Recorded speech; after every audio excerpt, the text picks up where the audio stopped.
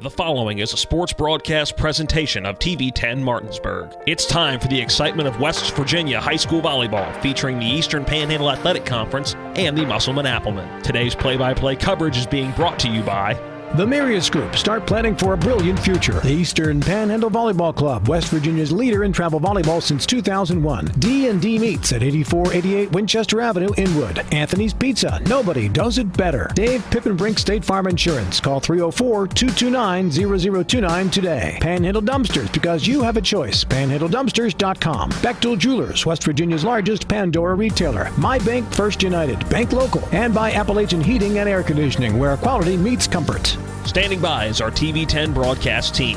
Let's head to the court and get today's pregame show and play-by-play coverage underway.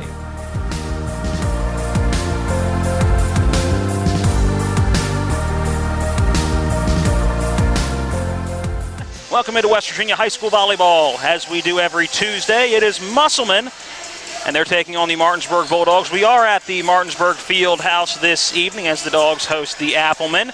If you're looking on TV 10, which is probably where you're looking because you can't get it anywhere else, you see two games going on right in front of you right now. And the way that things are done here, if you have never been to Martinsburg for a volleyball game, this is my first, I have to admit.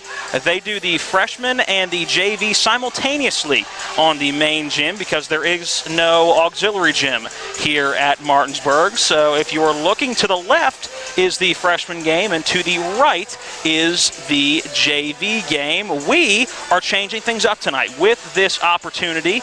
We have seized this opportunity to cover the freshman team. They have always been in the auxiliary gym, and just with what we do would have been very hard to accomplish a freshman game and then switch for a varsity game. So we are taking a full opportunity here tonight to cover the freshman Lady Appleman, and then as they switch courts, we will stay right in the same broadcast position and be able to give you the varsity action coming up a little bit later. So still a doubleheader tonight, but it'll be freshman action followed by varsity action, Musselman at Martinsburg. Matt Crawford here with you doing the play-by-play as always. To my left is Volleyball Phil from Bunker Hill, and our lone TV 10 cameraman tonight is Eric Sterick. A little bit of technical difficulties doing a multi-camera setup tonight, but we are bringing the action regardless, and we'll bring it to you with the best of our abilities. Back at the studio is Caleb Falera. Well, Phil, a good opportunity tonight. You have told me from the time we got started that you would like to get a freshman game in, and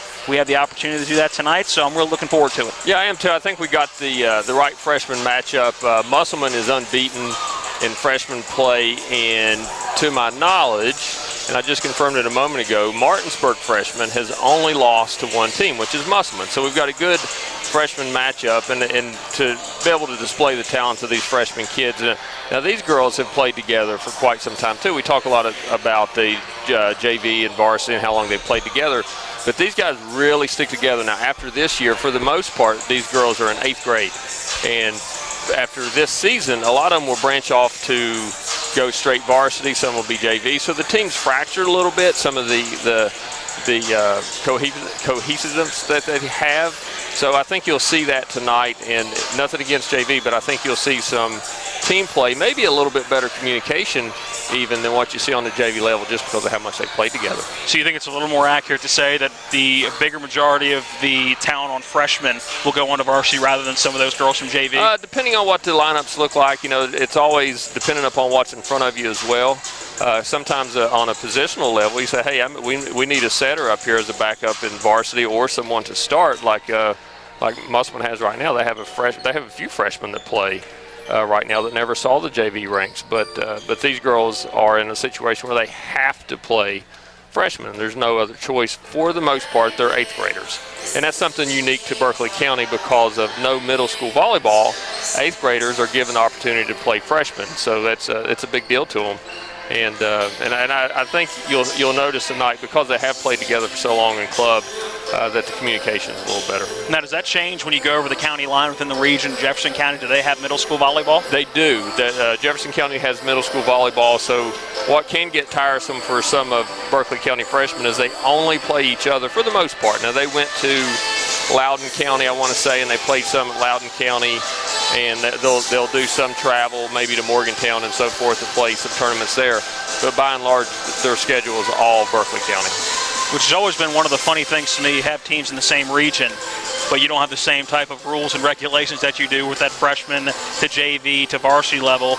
And in Jefferson County, like you do in Berkeley County, and then in the Jefferson County side, you have middle school, but then you don't have freshmen. It's always one of those interesting things within the same region, just that difference. And it's with every sport. It's not just with volleyball that you have to figure that out and know that it's going to be a little different based on where you go. Yeah, and it's dependent upon a lot of times what's available in middle school. And I don't think there's a few years back where they had a push for middle school volleyball, but I think, and we talk a lot about the rec league, but I think the success of the rec league has kind of quietened some of the middle school volleyball talk down. It's like, hey, we've got a good rec league going on here that's producing really good players, so why would we change that formula and that format and have to worry about scheduling and gym time and so forth? So this is certainly unique.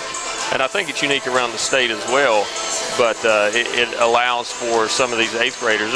They're going to one school and coming to another one, practicing or playing 5-6 days a week.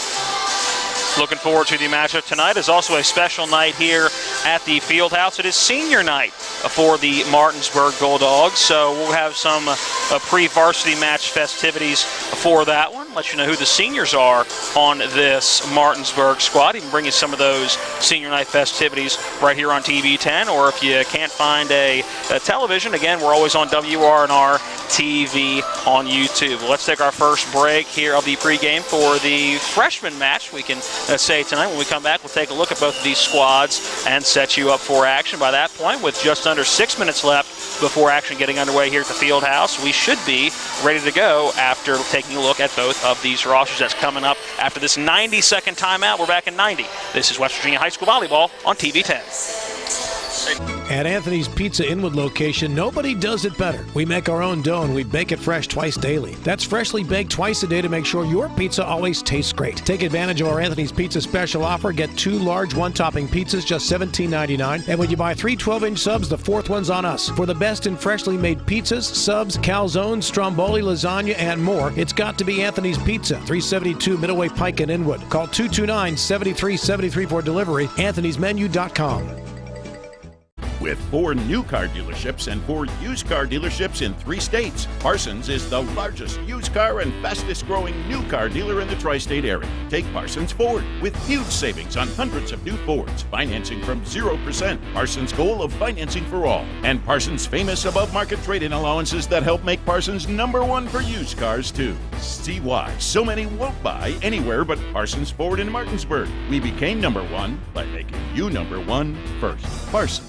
Let's talk trash, because when it comes to trash, you have options. Panhandle Dumpsters is a local family-owned garbage hauling company serving both residential and commercial customers with weekly trash pickup, dumpster service, yard waste pickup, and bulk pickups too. Panhandle Dumpsters will give you a free trash can and provide curbside service for just $23 a month. Panhandle Dumpsters features a fleet of quieter, eco-friendly garbage trucks, thereby reducing the noise usually associated with pickup. Switch now and save up to 30%. Call 833-DUMP-STR, panhandledumpsters.com.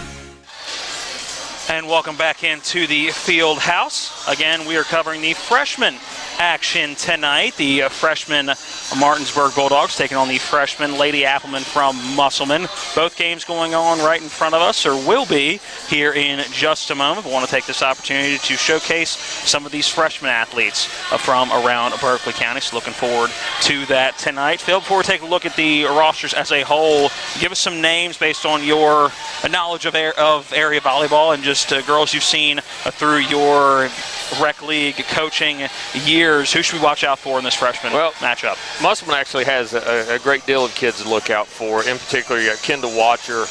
She'll set and probably swing on the front row, which is set from the back row, swing on the front row, which is a little bit unique. You don't see that often. Emma Mackey's another one. They have a terrific libero in Ava Dunnigan. Got a lot of power up front. You'll see that maybe a varsity player next year in Kaylee Chrisman. So they have a lot of players. Haley Mitzowicz will come in for I think she'll be coming in as a DS. But they have a lot of talent over on the Musselman side. Now on the Martinsburg side, I'm not as familiar with them as I am the Musselman, but I know that Layla Sargent is she's a solid player. One in particular to watch out for that can cause a lot of damage. If they get her going, That may be the only way if they get Skylar Bishop involved in the game early and often. She's a dynamic player, especially on the front row, and with her height, I can see her walking across the court right now. With as tall as she is, you wouldn't think that she's as good on the back row as she is. You typically don't see that with her height. But she's the whole package. She could do it all. So I'm excited to see her play against this Musselman squad, many of which she plays travel ball with. So it should be a good matchup. Let's take a look at both of these rosters. I'll go through the Martinsburg roster, then Phil will fill you in on the rest of the Musselman roster. He did not mention right there. So starting with Martinsburg, an 8th grader, Ellie Mosby will wear number 1. Number 4 is Deja Wright. She is a freshman. Skylar Bishop, an 8th grader, wearing number 20. Lily Reisenweber, a freshman, wearing number 26. Number 28 will be Haley Parker. She is a middle schooler in 8th grade. Kaylee Hawk is a 9th grader, wearing number 29. 31, Courtney Dick is a freshman. Alacia Fernandez is a 8th grader wearing number 32, and Lila Surgeon, a 8th grader wearing number 34. Maddie Arunian is a freshman wearing number 35. Maddie Fischel is a freshman wearing 37. Emily Fennell is a freshman wearing number 39. And Amaya Berry is a 8th grader wearing number 40. There are your Martinsburg freshmen. Phil, fill us in on that Musselman squad. With Musselman, you have number 2, Marley Hurlbrink. I think all of these girls are in 8th grade, I think. Number 3, Haley Mitzowitz. Number 17, Ava Dunnigan. Number 7, Jaden Crawford. Number 8, Kaylee Chrisman. Number 9, Sydney Elwanger. Number 10, Josie Dever. Number 11, Rachel Andre. Number 12, Kendall Watcher. And number 15, Emma Mackey. Both of these teams getting ready. Actually, you should say all 4 sets of players getting ready right now. We are staring at the JV scoreboard, and the freshman scoreboard too are right kind of behind us, so we'll be kind of keeping a tally on that. But we'll also keep you updated on that JV score. We will keep the active scoreboard for the freshman game, but make sure to tell you how that JV match is going. Musselman will start off with the serve. Good net play deflection. That'll be a point. Appleman to get it started. Good job at the front by look like number 12, Kendall Watcher. Yeah, and from the very beginning, that was started with a good serve by Mackey that caused an overpass. So right off the bat, you see Musselman doing what they do. Once again, it's Watcher on the serve. Set out the net, a little bit of a overpass there for Martinsburg. Now deflection is going to drop in. And attempted a little bit of soccer play on the back end, a little bit of a kick, but that'll go down. That'll be a point. Appleman, they take the early 2-0 advantage. Yeah, and I think the kick came from Skylar maybe being a little bit out of position. I don't think she was exactly 10 by 10 there. Didn't expect the overset. Free ball opportunity now. Watcher with the bump up. Now a set at the net. Good deflection at the net, but getting it over on that front line was DeVore. Push towards that back line, and it's going to be inbounds. Point, Musselman.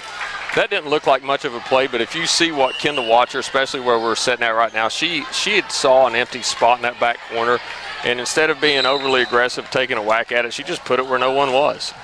Watcher again on the serve. Coming from the back line was the libero, and another good play at the net up front. Yeah, Mackey's serve's causing a lot of problems. Their power, they float the way that they should. And early on here, 4-0, 2 of those were caused by overpasses on the part of Martinsburg. Again, a longer serve by Mackey. Now playable for Martinsburg. Good tip, but good defense by the Appleman. Again, getting to that back line. Now another good opportunity, but spiked right into the net. Good effort by number 4, Deja Wright, but just a little too short into the net. 5-0, the Appleman advantage, point Musselman. Yeah, Martinsburg needs to stop the bleeding here. They're having a difficult time getting the ball out to Bishop, who's playing outside right now. Their passes aren't good enough to get to set outside. Mackey on the serve again for Musselman. Opportunity to go up 6-0, and they will. Is that one too strong out of the back of the court? Point Appleman, 6-0. Now the Musselman advantage. At what point do you call a timeout here, Phil, if you're Martinsburg? About right now. And a little bit of a miss hit on that back row. Looked like a 26. That'd be Lily Reisenweber. And that'll be a 7-0 lead for Musselman. Timeout Martinsburg. And right now it is all Appleman. Yeah, and to start, you can see that they've had Emma Mackey's got quite the serve on her. And earlier this year, ended up beating, I believe, Hedgesville 25-0 based off of that serve. I think it was Emma serving. But all these problems are derived from the serve. Their strong, powerful serves, and while they're getting underneath of them, the pass isn't just sufficient enough for the setter to be able to get the ball out to Bishop, which is what they're going to have to do if they're going to compete. The JV match just getting underway. Good volley going so far. Good opportunity here for Martinsburg. And the first point of that JV match going to go to Musselman. They take the 1-0 advantage, a full timeout being taken. I'm not sure I've ever seen one go this deep into the 60-second timeout. Usually it's about 20 seconds, get the point across, get back out on the court, but Martinsburg wanting to take full advantage of that timeout, and a deep bench for that freshman team for Martinsburg. Yeah, and you'll see oftentimes where teams will teams will keep as many kids as they can, especially 8th graders, because you don't know what they're going to be yet. So if they come in and you've got enough jerseys to suit them up, because these kids could go from players that are inexperienced to great really quick. Mackey's on the serve again, 8-0. Is that Appleman advantage to start set 1. Now Mackey with the set. And a hard ball going to the back, hitting the roof and staying in play. This is going to be a free ball opportunity for Musselman. And a push over by Mackey. Trying to catch Martinsburg off guard. No dice. Good job defensively, and that a good tip over the net, number 4. That's right, the freshman getting Martinsburg their first point of the set, 8-1. Now the Appleman's still in front by 7. Yeah, right off the bat, I think you're going to see Bishop back to serve. I don't know what else they really have on their team, but I'm going to want to start the match with Bishop playing all the way around the front, as she's the most dynamic hitter. I want her up there hitting as much as possible, but that was only one rotation that she got to swing in. Free ball opportunity now going over for Martinsburg, set at the net. Now just going to have to get it over on that third hit, and they do. Now ball sent over. That was a watcher with it. Now again, another tip over, free ball opportunity here for Musselman. At the net, deflected at the net, now pushed back, and a diving effort on the back line by the libero. But no dice on that back line. That was number 28. That is Haley Parker on the diving effort, but not able to get to it after the miss hit. 9-1. Now Musselman out in front. Yeah, Ellwanger got a really good swing on that ball. You can hear the contact up here, so that was a good timed approach and a good set. Ellwanger on the serve for the Appleman.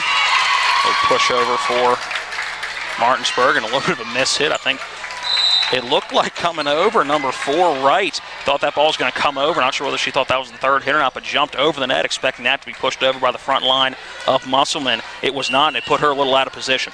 Yeah, and you could see some of the frustration starting to play through on the part of Martinsburg.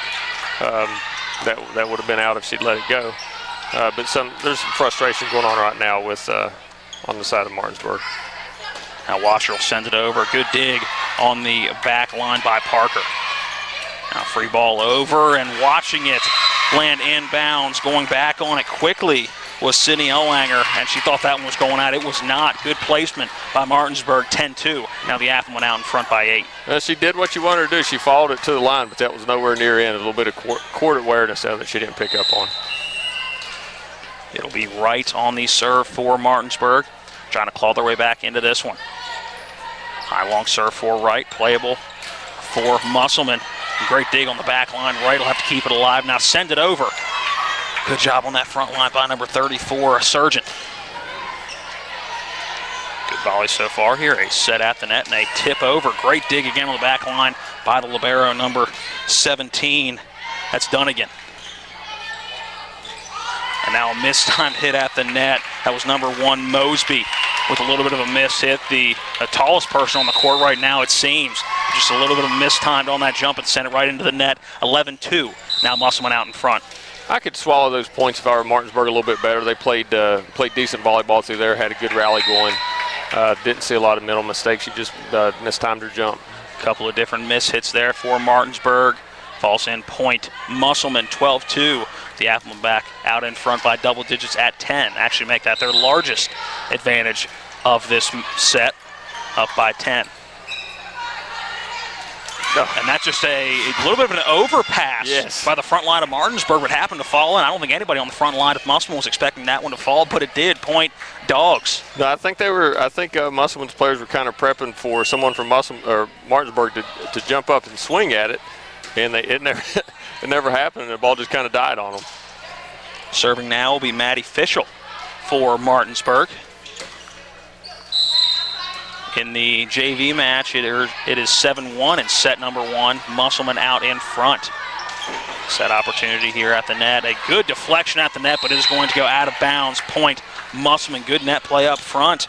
Again, Mosby right there, asserting her presence. Just a little too strong on that deflection.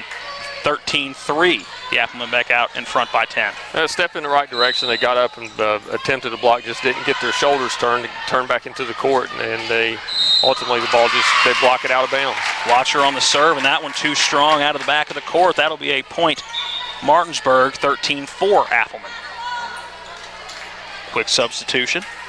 Now they've got Bishop back in the front row again, so we're going to see if she can get they can make some hay with her up front. Courtney Dick on the serve now for Martinsburg. That serve, a nice strong serve, getting to the back line of Musselman. Now ball's got to get over, a miss hit by Ellwanger, and that'll be a point Martinsburg, 13-5. You kind of see Musselman's strategy. They're going to swing at it. If the pass wasn't maybe not adequate enough, not at this level anyway, for her to set the front row. So she just said, okay, well, this is my pass. I'm going to set the back row, and we're going to keep swinging. That ball inbounds, and that's going to be an ace for Courtney Dick. Point Martinsburg. They're trying to climb back in. That's the second one that was misread on the part of Musselman that was in, and they thought it was out and allowed it to fall. So back-to-back points here in set number one for Martinsburg, but still a large hole to climb out of. That one nicking the net on the way over. Now free ball over for Martinsburg. Set at the net, a kill opportunity at the net. Great job. That number 20, Skylar Bishop. Bishop, just an 8th grader, gets the kill. Point Martinsburg, and they're back within 6, 13-7. They can make a little run here if they can. They can just get Bishop the ball. But the part of it is you still have to pass it, and you have to have a good set in order to get her the ball. Good set here. As safe from going out of bounds. Again, from our angle, it's tough to see whether that would have fallen out of bounds or not, but Martinsburg does keep it alive. Push over at the net for Watcher. Playable for the Dogs. Tip over getting to the back line. Libero now with it. A set by Watcher. Now a kill to that back line. Great job, number 8. That's Chrisman. Yeah, it's the first chance they've had to get Chrisman involved tonight. And you kind of see how we were talking before the match, how Musselman just rolls these girls that can hit. Front row players, they just keep rolling in. It doesn't matter which rotation it is. They've got them up front that can swing. And Musselman needed that to stop. It was a pretty impressive run for the Dogs. Serving from the back line, Makowitz. Free ball over for Musselman. Up to that front line. Set, and then a good deflection. That's going to land inbounds. Great deflection by Mosby on the front line. Yeah, that ought to get them a little bit. That was a great swing by Chrisman and a great block by Mosby on the front row there. So that was a great job on the part of Martinsburg. Hanging in there. It's 14-8. Serving from that back line now will be Haley Parker. Parker, the libero for Martinsburg. Set at the net, and they kill to the back line, and it will be a kill. Good job by number 9, Sydney Ellwanger. Yeah, she did a really good job with the pass. The pass wasn't an idea, but she did a really good job after the pass of transitioning to get outside and be prepared for the swing. And you see these Musselman kids, they don't stand still too often. And when she, after she passed that ball, her mind was on one thing, which was going to swing. Serve for Musselman, a strong serve to the back line, a miss hit on the back line by Courtney Dick. Goes out of bounds, point Musselman. 16-8 now, the Lady Appleman out in front. Doubling up Martinsburg here in set number 1. Yeah, that's the last thing Martinsburg wants is a serve run here by Chrisman. That's what they're going to get. Another miss hit, that one going into the advertising, and I'm not sure whether I should take offense to that, hitting the WRNR it's just sign bringing up attention there. to you. It is. Bringing attention to Talk Radio WRNR. That is free advertising. Those of you watching on TV10, WRNR, the radio side of TV10. No such thing as bad publicity. Absolutely not. 17-8, make that 17-9 on the serving air by Chrisman, and that'll be a point Martinsburg. Yeah, Martinsburg's going to need a run at some point, and you got Bishop rotating out around the front row, so she's only got one more rotation up there in front. Runyon on the back line, 2 serve now for Martinsburg. Getting to that back line, having to adjust to hit that one was Ellwanger. Now tip over just to get it over on that third hit for Musselman. And again, not knowing where they are on the court. Coming back was Watcher, and she had plenty of room before she was on that back line and just let that one go behind her. Point Martinsburg. Yeah, that was one that I think they read tip. It was a little bit tight, and she didn't tip it. She actually swung it a little bit, maybe a little down ball. Just sailed out deep back line. Martinsburg now in double digits, 17-10. Sort of just got over the net. A great dig on that back line. Now a push over. Good dig coming up from the back line for Martinsburg. Now another great kill. That one's going to be a kill for number 20. Skylar Bishop finding a gap in that back line. Point Martinsburg, 17-11, back within 6. That is the closest since we've gotten to what was 6-0 that Martinsburg has been. They got to within 13-7, so that was also within 6, but have not got back within 5 since it was 5-2-0. Yeah, that hole is tough to dig out of. They've done a good job once they've gathered themselves and played a little bit of volleyball. They've done a pretty good job. Set here at the net and a miss hit. I'm not sure it was the best set by Watcher. Coming in strong was Devar. I couldn't tell if it was a set or if she was late on her approach. It seemed as if she didn't start her approach until the ball had left her hand. And typically for a middle, you want to be on your first or second step when the ball's in the setter's hands. So Martinsburg now back within 5, the closest they've been since 5-0. Good dig on that back line, sending it over. Free ball opportunity, good opportunity here for Martinsburg, and that one is going to be a... Yeah, it sailed out a little bit. That sailed out of bounds. That's going to be a point Musselman. I was looking for a tip. I couldn't tell if it was tipped or not, but sailed out a little bit. You can trust the call. The line judge is her father. Welcome to Small Town High School Athletics. It's not going to be a pleasant dinner tonight. I'm sure Skylar won't be happy about that.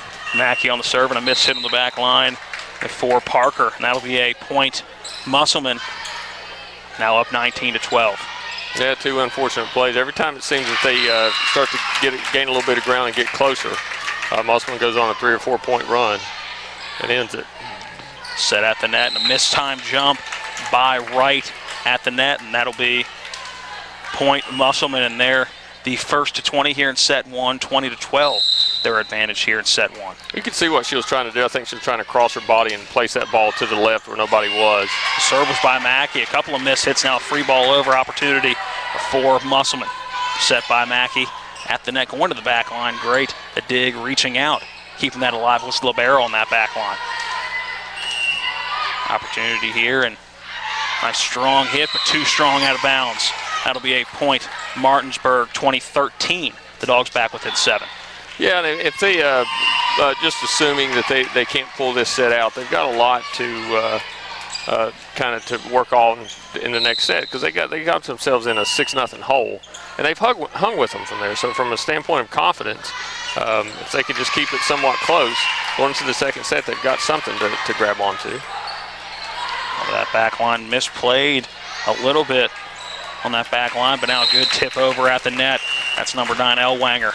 Yeah, that's a good play by Elwanger there. The ball was way too tight to the net. She was kind of left with not much she could do. So that's a really tough play for her to jump up and do something with that, with the ball right in the net. 21-13, that Appleman advantage here in set 1. 4 points away from taking a set 1. Elwanger on the serve, a miss hit going out of bounds. Point Musselman. That's the other court awareness. I think that ball would have sailed out where she was standing from my viewpoint anywhere. Where she was standing, it clearly would have been out of bounds had she just allowed it to go.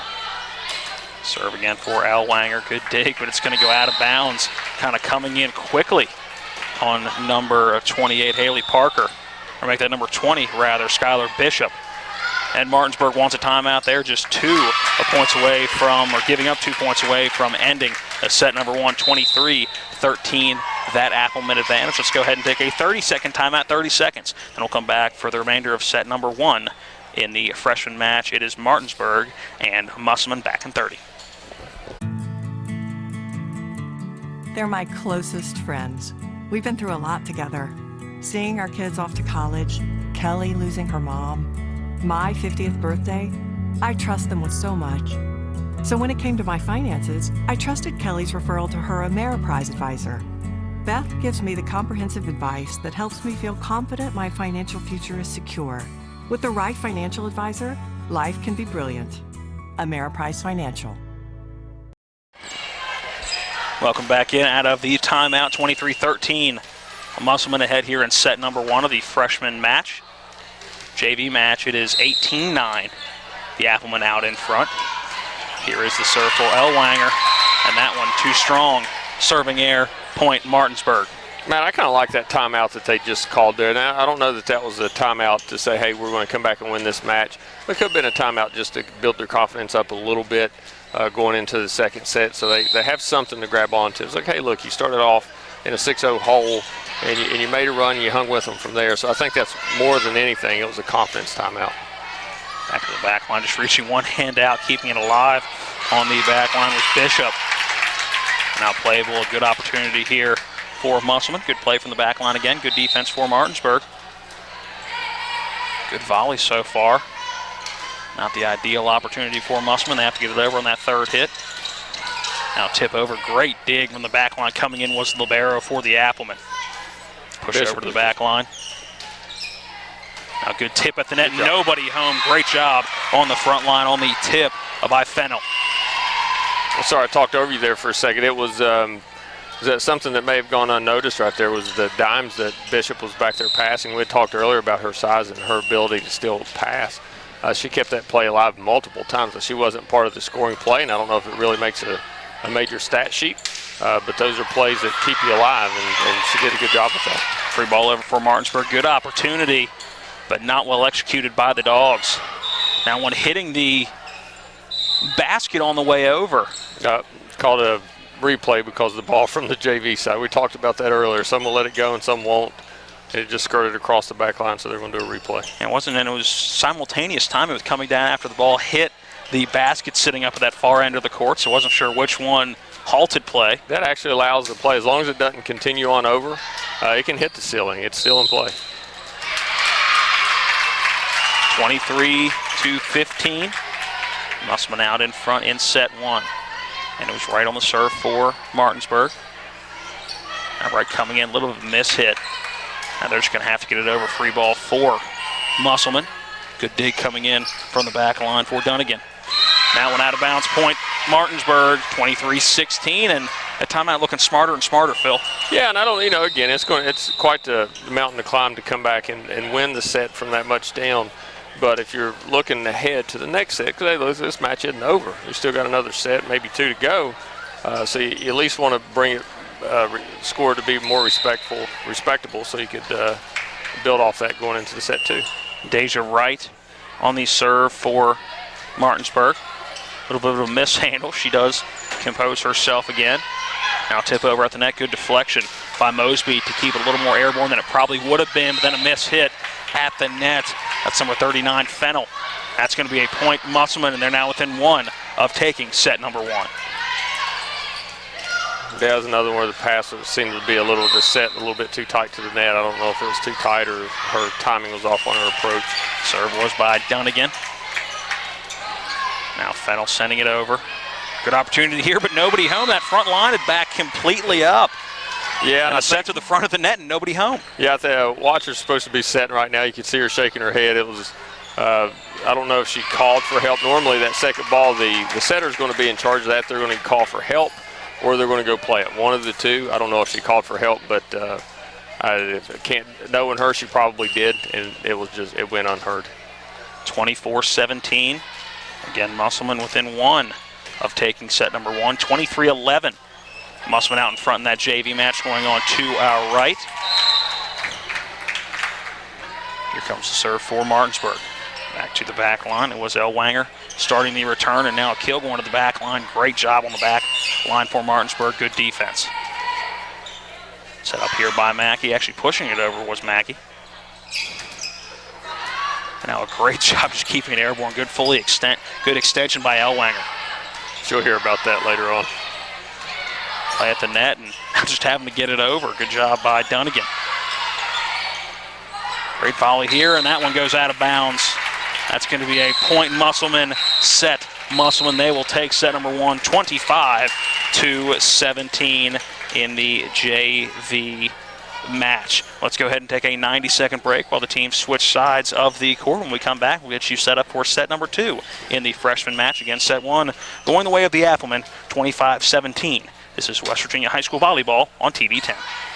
With 4 new car dealerships and 4 used car dealerships in 3 states, Parsons is the largest used car and fastest growing new car dealer in the tri-state area. Take Parsons Ford with huge savings on hundreds of new Fords, financing from 0%, Parsons' goal of financing for all, and Parsons' famous above-market trade-in allowances that help make Parsons #1 for used cars too. See why so many won't buy anywhere but Parsons Ford in Martinsburg. We became #1 by making you #1 first. Parsons. They're my closest friends. We've been through a lot together. Seeing our kids off to college, Kelly losing her mom, my 50th birthday. I trust them with so much. So when it came to my finances, I trusted Kelly's referral to her Ameriprise advisor. Beth gives me the comprehensive advice that helps me feel confident my financial future is secure. With the right financial advisor, life can be brilliant. Ameriprise Financial. Here's to the people who put in the long hours, the ones who drive this community, take risks, create opportunities, sacrifice, volunteer, and stick with it every day. The ones who give their best for their business, their family, their community, their future. We love community business owners because we're a community-owned bank, and we're proud to be with you, in business and in life. First United Bank and Trust, my bank. Welcome back into the Martinsburg Field House. Both JV and freshman going on right now, and in the freshman match, taking set 1, 25-17, was Musselman. The first set of the JV match also finishing up. I know it was a victory for Musselman. Did not get a final on that one, but they did get the win in that first set. They were up big early. I think it was 25-11. I know it was 23-11 last time I looked, and then just trying to write down some final stats. Couldn't get the final, but they did get the win in set 1, so the Applemen so far 2-0 here combined in the JV and freshman match. Matt, looking at the freshman match, I want to see if they do anything differently as far as rotation is concerned. You could see when Bishop was up front, and they can get the ball to her. That's where Martinsburg kind of made their way. Now, having said that, on the back row, she also kept a lot of plays alive. But if they're going to compete, they need her swinging in the front row. It'll be Martinsburg serving first. Deflection at the net. A good job just trying to keep it alive on that front row for number 7. That is Jaden Crawford, just not able to set it over the net, and the first point of set number 2 going to go the way of the Lady Bulldogs. Yeah, it was a big difference in how the first set started. Great dig on the back line, a ball that barely got over the net, then an easy kill at the net for number 39, Moni Fennell. Yeah, I think that was a great play by Moni. She just kind of jumped up and sent that ball straight down. It would have been really hard for Mackey to even play that if she were able to. It would have been really hard for her to play that as tight as it was to the net. 2-0 Martinsburg out in front early here in set number 2. A push over for Mackey. Good opportunity here for Martinsburg. They're going to have to play it safe and just send it over on that third hit. A little bit of a miss hit. Now ball going over on the deflection. Great dig by Fennell to keep it alive. Now good job both ways. A couple of miss hits, and we're going to get a call. Is that under the net? That's a net. Okay. Yep, you can see it in watch her as soon as she touched the net. She kind of glanced up at the up official thinking, please, I hope you didn't see that, but the net was bouncing. That was a tough pass for her to get to. 3-0 Martinsburg out in front here in set number 2. Again, a low line drive serve and a miss hit on the back line. That'll be a point in Martinsburg. They're out 4-0 early here in set number 2. Matt, some of this run has to be based off of some of the momentum that they'd built up in the first set. Although they lost, they played well as the set came to an end, especially after that timeout. Good job on the back line, sending it over. Number 17, that's Ava Dunnigan, and a couple of different Lady Bulldogs in the back line right there to make a play. Both kind of just stepped out of the way and it dropped in point Musselman. Yeah, that was he said, she said. There was a little miscommunication on who should have played it. Ava Mackey now on the serve for Musselman. High arcing serve. Does get over the net, and then a miss hit at the net. Just a little bit of a mistimed jump, it looked like, by Deja Wright. And another point Musselman back within 2 at 4-2 early in set number 2. Yeah, Martinsburg's going to want to stop this as soon as possible. These were the rotations in the first set where Musselman went on a big run. And right now, Martinsburg's power up front is with number 4, Deja Wright, and outside with Imoni, but they need to get their elbows up. They're swinging at that ball at their face, get their elbows up and swing. That was an ace by Mackey to get the Appleman back within 1, and now they'll tie it up on another ace from Emma Mackey. Back-to-back aces for the Lady Appleman. We're knotted up at 4. Yeah, again, we were talking about how they wanted to stop this. This was a rotation that caused them so much trouble in the first set. 4-4 here in set number 2. Serve again by Mackey. This one not going to be an ace. More playable as Fennel will send it over. Now ball playable for Musselman. Good volley here so far. Push over by Wright. And got a tip over by Wright. And that, a push by Watcher. Miss hit at the net by Deja Wright. She's not gotten in the groove she had in that first set. A couple of miss hits over the last couple of serves.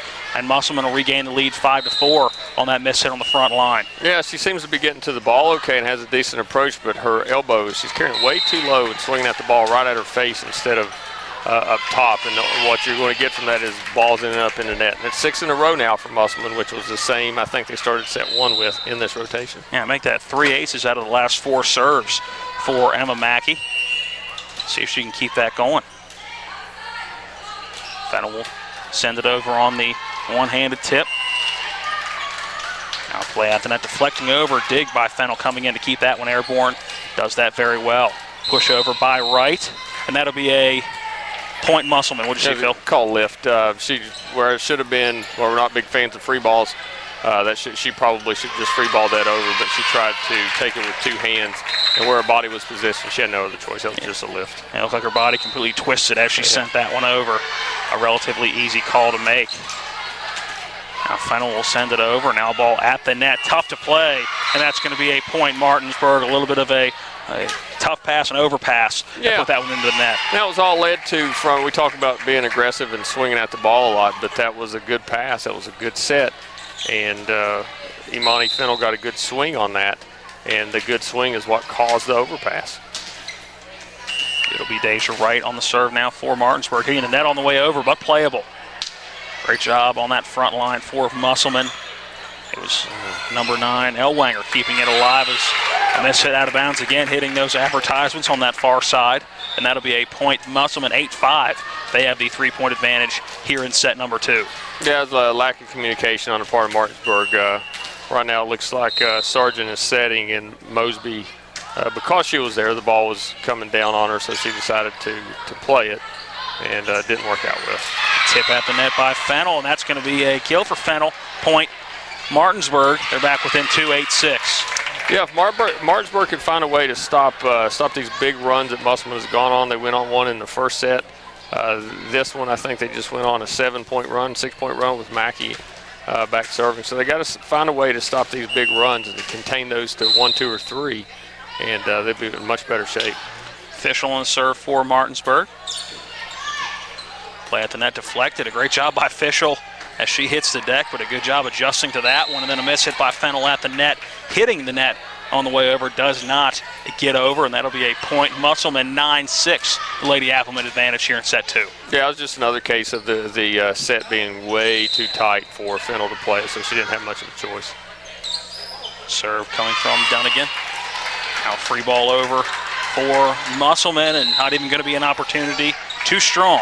Point Appleman, 10-6. They're in the double digits first here in set number 2. Yeah, give Mosby credit. She tried to make the free ball hard, but went a little bit too far.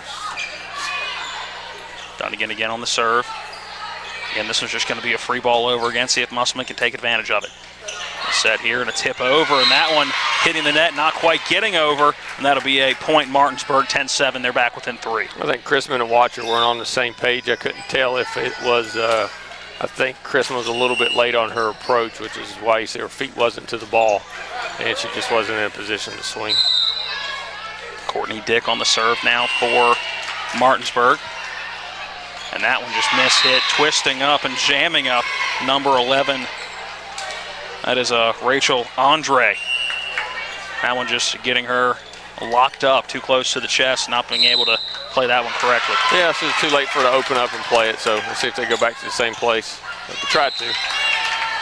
That one going to be a serving error out of bounds, point Musselman. It's 11-8. We still have a game here. Now, Musselman's got another dynamic server back here, so it's going to be really important that they don't let her go on a run. All right, from where we are, that is the number that is most tricky to look at. That scoreboard is the number 8.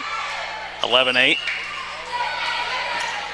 Set here at the net, and then a push over. Good deflection, but too close to the net and tough for Ellie Mosby to do anything with. Skylar Bishop right there as well.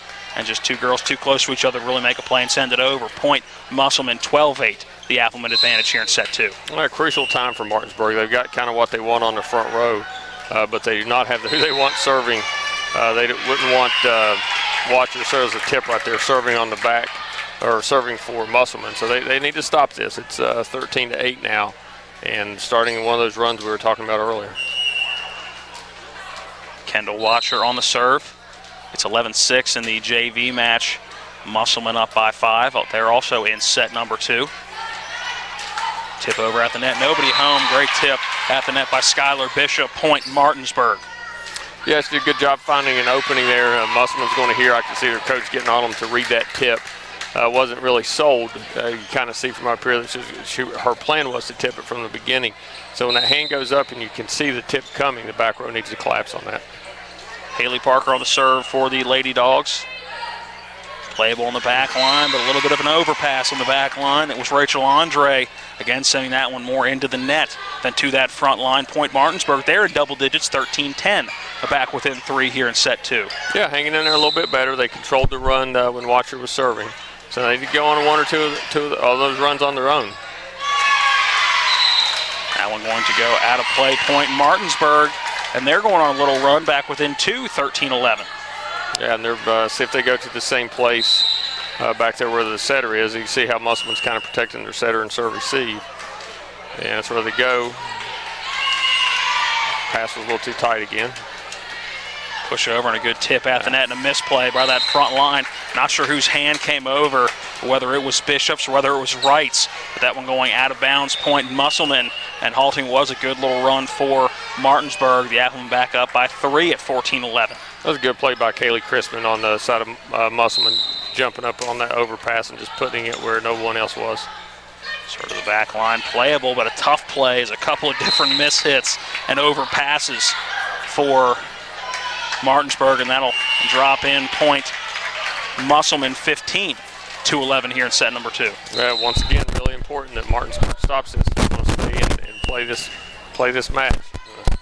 Another overpass, another mishit by number 37, Maddie Fischel. Another a point Musselman, and unforced errors are not what you need to have when you're playing this Musselman team. No, can't give too many of those away. Now I would say on the part of giving Mitzowitz credit, those are really good serves. You can see the float from up here. And so while it's, I don't know how it would go down into a book as far as in serve receive, but those are caused by really good serves. 17-11 our score. Timeout on the floor taken by Martinsburg. Let's take the 30-second timeout as well. Back in 30, it is Musselman 17, Martinsburg 11. We're in set number 2 of the freshman match. Back in 30.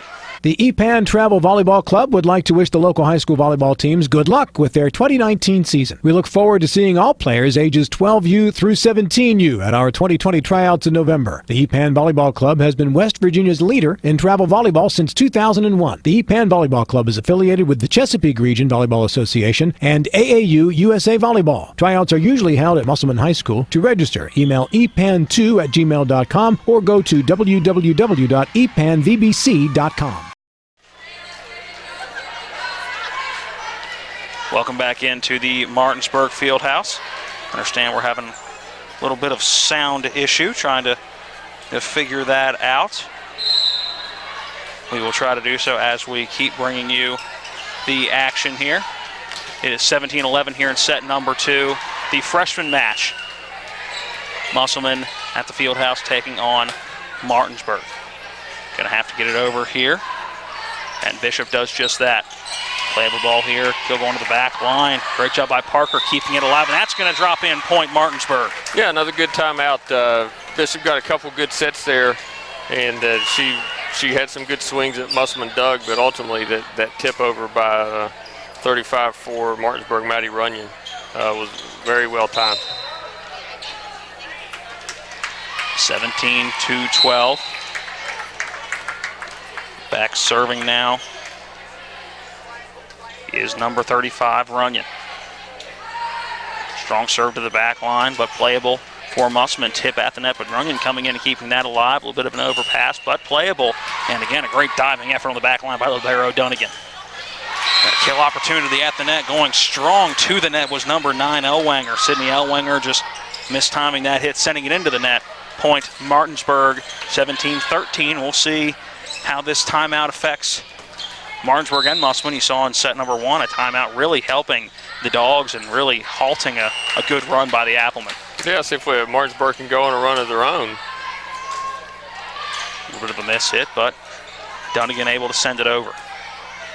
Again, miss hit for the Dogs, and that one going to go out of bounds. Point Musselman. Yeah, I think if I'm guessing that she's trying her best, Sargent, to get it out to Bishop on the outside. With the bump set from there, difficult to do, so it just kind of crooned out of bounds at the attack line. Serve for Musselman, and that one serving air out of bounds. Point Martinsburg, 18-14. The Dogs back within 4. That was a good eye on the part of Martinsburg. It was a hard serve, and it's a last-second choice whether to let the ball go or play it. And then they could tell by their court keys exactly where the ball was and if it would travel out. Bishop on the serve for Martinsburg, and I believe we have a ball stuck in the Raptors. Let's wait for it to fall. It's going to see everybody jump up and down a little bit. That is a first. Now I'm wondering if that's going to drop at some point during this match or the varsity match and cause a problem. Trying to see based on where we are. We were almost in the Raptors. You could see where that one is. Play will continue with a new ball.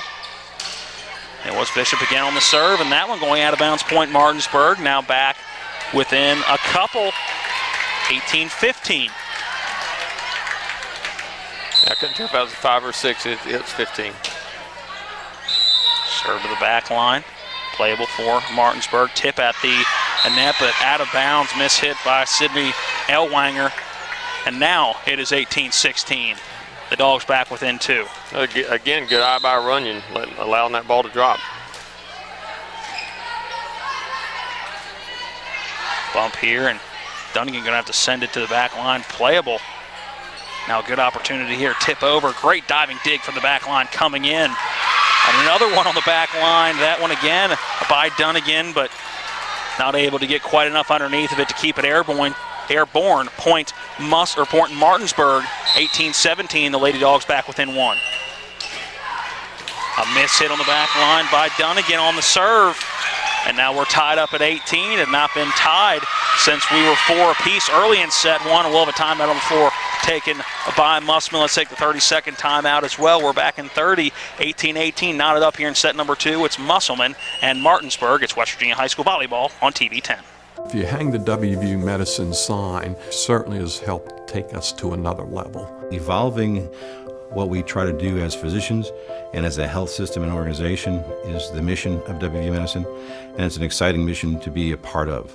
With the knowledge and the years of practice that they've put into this institution, you know, they know a lot. They can help you, and they've helped me a lot. Having people treated locally enhances their overall care.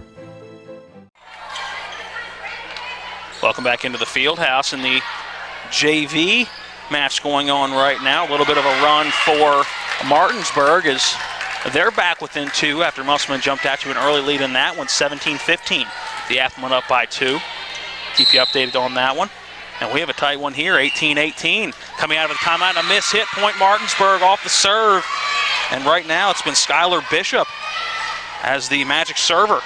Yeah, see, she's been everywhere on the front row when given the opportunity. She's gotten good swings on the ball in the back row. She may cause more damage on the back row tonight than the front row with her passing. Bishop on the serve, and again a miss hit on the back line for Musselman. 20-18 now Martinsburg back up by 2. Let's see how Musselman reacts to this. I don't think they've lost a set, not just a match, a set in county play yet this year. And there's a serving error by Skylar Bishop, and there's the broadcaster's jinx us talking about how good she was playing. Miss hit that one. Point Musselman. They're back within 1. 20-19. Now it'll be Emma Mackey on the serve for the Lady Applemen. High arcing serve getting to that mid-range of the court. Now a play over, good deflection, and now a third hit going to have to get over. Hitting the net on the way over, and I think lucky to get a point there was Musselman, but they do a great diving effort on the back line by Bishop, not able to get there and pancake that one and keep it airborne, but we're tied up at 20 here in set number 2. That was a really good play by Elwanger. That was a ball that a lot of kids just would have free balled over, but her aggressiveness is what scored that point. Mackey on the serve again, and then Wright sent it over. High arcing ball that Dunnigan sends over. And now a miss hit by Wright. I think she thought she was a little closer to the net than she was. Probably could have played that a little differently. Sends that one into the net with the right hand, 21-20. Musselman back out in front. Serve here for Mackey. Played a little bit of an overpass. A couple of them coming in, but Fennell going to be able to send it over. Good opportunity here as Watcher sends it over to the back line. Out of bounds, but able to run it down was Martinsburg. Tip over by Wright, playable for Martinsburg, or for Musselman. And a couple of different short hits, and they're going to get a lift. Yeah, it's got a lift on that. Can't say that I disagree with it. You kind of see the ball stop its momentum on the way down. Martinsburg had some, they were really excited about that, but official called it. 22-20. Musselman out in front by 2 here in set number 2. A long send over, a bit of an overpass, or should I say a very strong overpass set by number 34, Alila Sargent, and she knew that one as soon as she hit it, just put her head down immediately. 23-20, and a timeout on the floor taken by Martinsburg. We will keep it right here. Want to take this opportunity to thank all of our sponsors, allowing us to put on Musselman volleyball all year long. The Mirius Group and Ameriprise Financial, John Everson and Phil McCoy. Eastern Panhandle Volleyball Club, D&D Meats, Anthony's Pizza, State Farm Dave, Pippenbrink Insurance, Panhandle Dumpsters, Bechtel Jewelers, My Bank First United, Appalachian Heating and Air, WVU Medicine, Hagerstown Ford, and Parsons Ford. 23-20. Musselman out in front in the JV match. Musselman extending that lead, 23-16, so these matches could end almost simultaneously. Yeah, and you're seeing the same thing on the freshman side with Mackey back to serve. That's where Musselman has really caused a lot of damage to Martinsburg, was with Mackey back serving in the rotation that they've got in right now. Right now it is Mackey on the serve and deflected, and that's going to be a point. Musselman 24-20. They're within 1 of taking set number 2 and this match. Yeah, yet again another run by Mackey. I think she had one of 6 or 7 to start the match. This is going on. A jinxter is going on 7 right there, I think. Yeah, server Mackey too strong. Out of bounds. Point Martinsburg. They're within 3, but no room for error from this point on. 24-21 here in set number 2 of the freshman match. No pressure, Deja Wright. And Deja Wright on the serve for Martinsburg does get it over, but a good opportunity here for Musselman. Wright, a miss hit, sending it to the back of the court. Now they're just going to have to get it over, and a miss hit by Mosby, sending that one short, and that is going to end this one. 25-21, Musselman taking it in 2 straight sets. We're going to take a 90-second break. When we come back, we will wrap up the coverage from here for the freshman/JV portion of our broadcast, and take about a 10-minute break, a little bit longer between matches here, as they have to rearrange the court completely and set up for senior night festivities. We'll come back after that 10-minute break and set you up for varsity action, but back in just 90 seconds to recap the freshman match. This is West Virginia High School Volleyball on TV 10. Let's talk trash, because when it comes to trash, you have options. Panhandle Dumpsters is a local family-owned garbage hauling company serving both residential and commercial customers with weekly trash pickup, dumpster service, yard waste pickup, and bulk pickups too. Panhandle Dumpsters will give you a free trash can and provide curbside service for just $23 a month. Panhandle Dumpsters features a fleet of quieter, eco-friendly garbage trucks, thereby reducing the noise usually associated with pickup. Switch now and save up to 30%. Call 833-DUMP-STR, panhandledumpsters.com. As a mom, when I'm making dinner for my family, I want the best and healthiest food for them. That's why I get my meats from D&D Meats. Their meats are fresh, locally sourced, and hormone-free, chemical-free, and antibiotic-free. D&D Meats is also family-owned, so I know when I go in with a special request for my large family events that I'm going to get treated just like family. D&D Meats, located across from Musselman High School at 8488 Winchester Avenue, Inwood. What are you feeding your family tonight? At Anthony's Pizza Inwood location, nobody does it better. We make our own dough and we bake it fresh twice daily. That's freshly baked twice a day to make sure your pizza always tastes great. Take advantage of our Anthony's Pizza special offer. Get 2 large one-topping pizzas, just $17.99. And when you buy 3 12-inch subs, the 4th one's on us. For the best in freshly made pizzas, subs, calzones, stromboli, lasagna, and more, it's got to be Anthony's Pizza, 372 Middleway Pike in Inwood. Call 229-7373 for delivery, anthonysmenu.com. Welcome back into the Martinsburg Fieldhouse. Well, in both the JV and freshman match, it was Musselman in 2 straight sets in the freshman match that we just finished covering. In set number 1, 25-17, Musselman getting the win, and then set number 2, 25-21. Musselman getting the win in set number 2.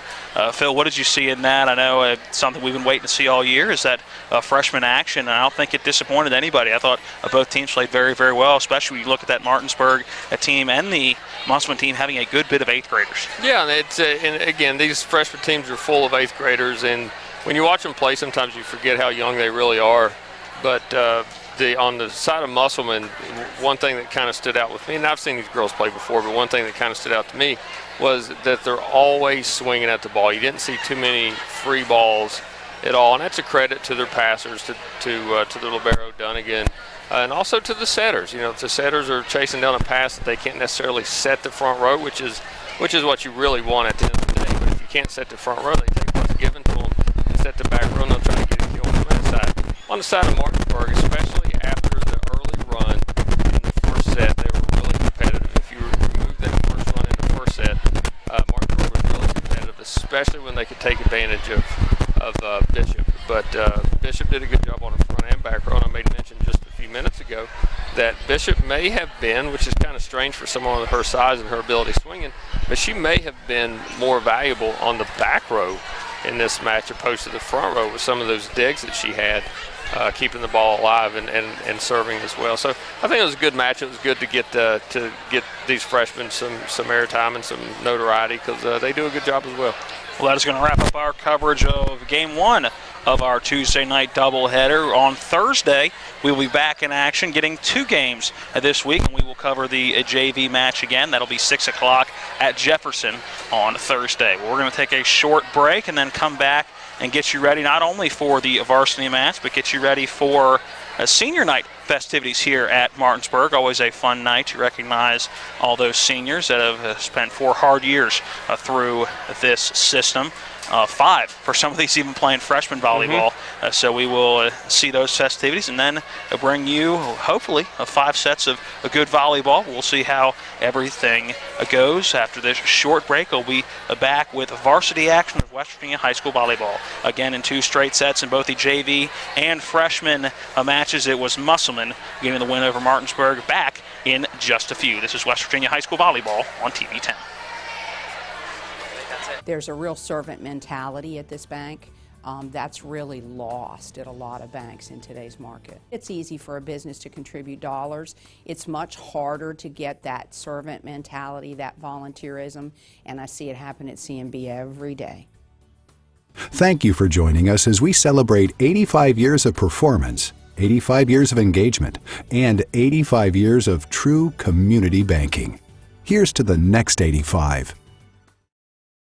With 4 new car dealerships and 4 used car dealerships in 3 states, Parsons is the largest used car and fastest growing new car dealer in the tri-state area. Take Parsons Ford with huge savings on hundreds of new Fords, financing from 0%, Parsons' goal of financing for all, and Parsons' famous above-market trade-in allowances that help make Parsons #1 for used cars too. See why so many won't buy anywhere but Parsons Ford in Martinsburg. We became #1 by making you #1 first. Parsons.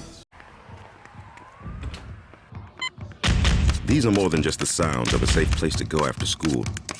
These are the sounds of interest being ignited and of mentors making an impact. At Boys and Girls Clubs, we don't do just one thing. We do whatever it takes to meet the needs of every kid who comes through those doors. Because whatever it takes is what it takes to build great futures. Great futures start here.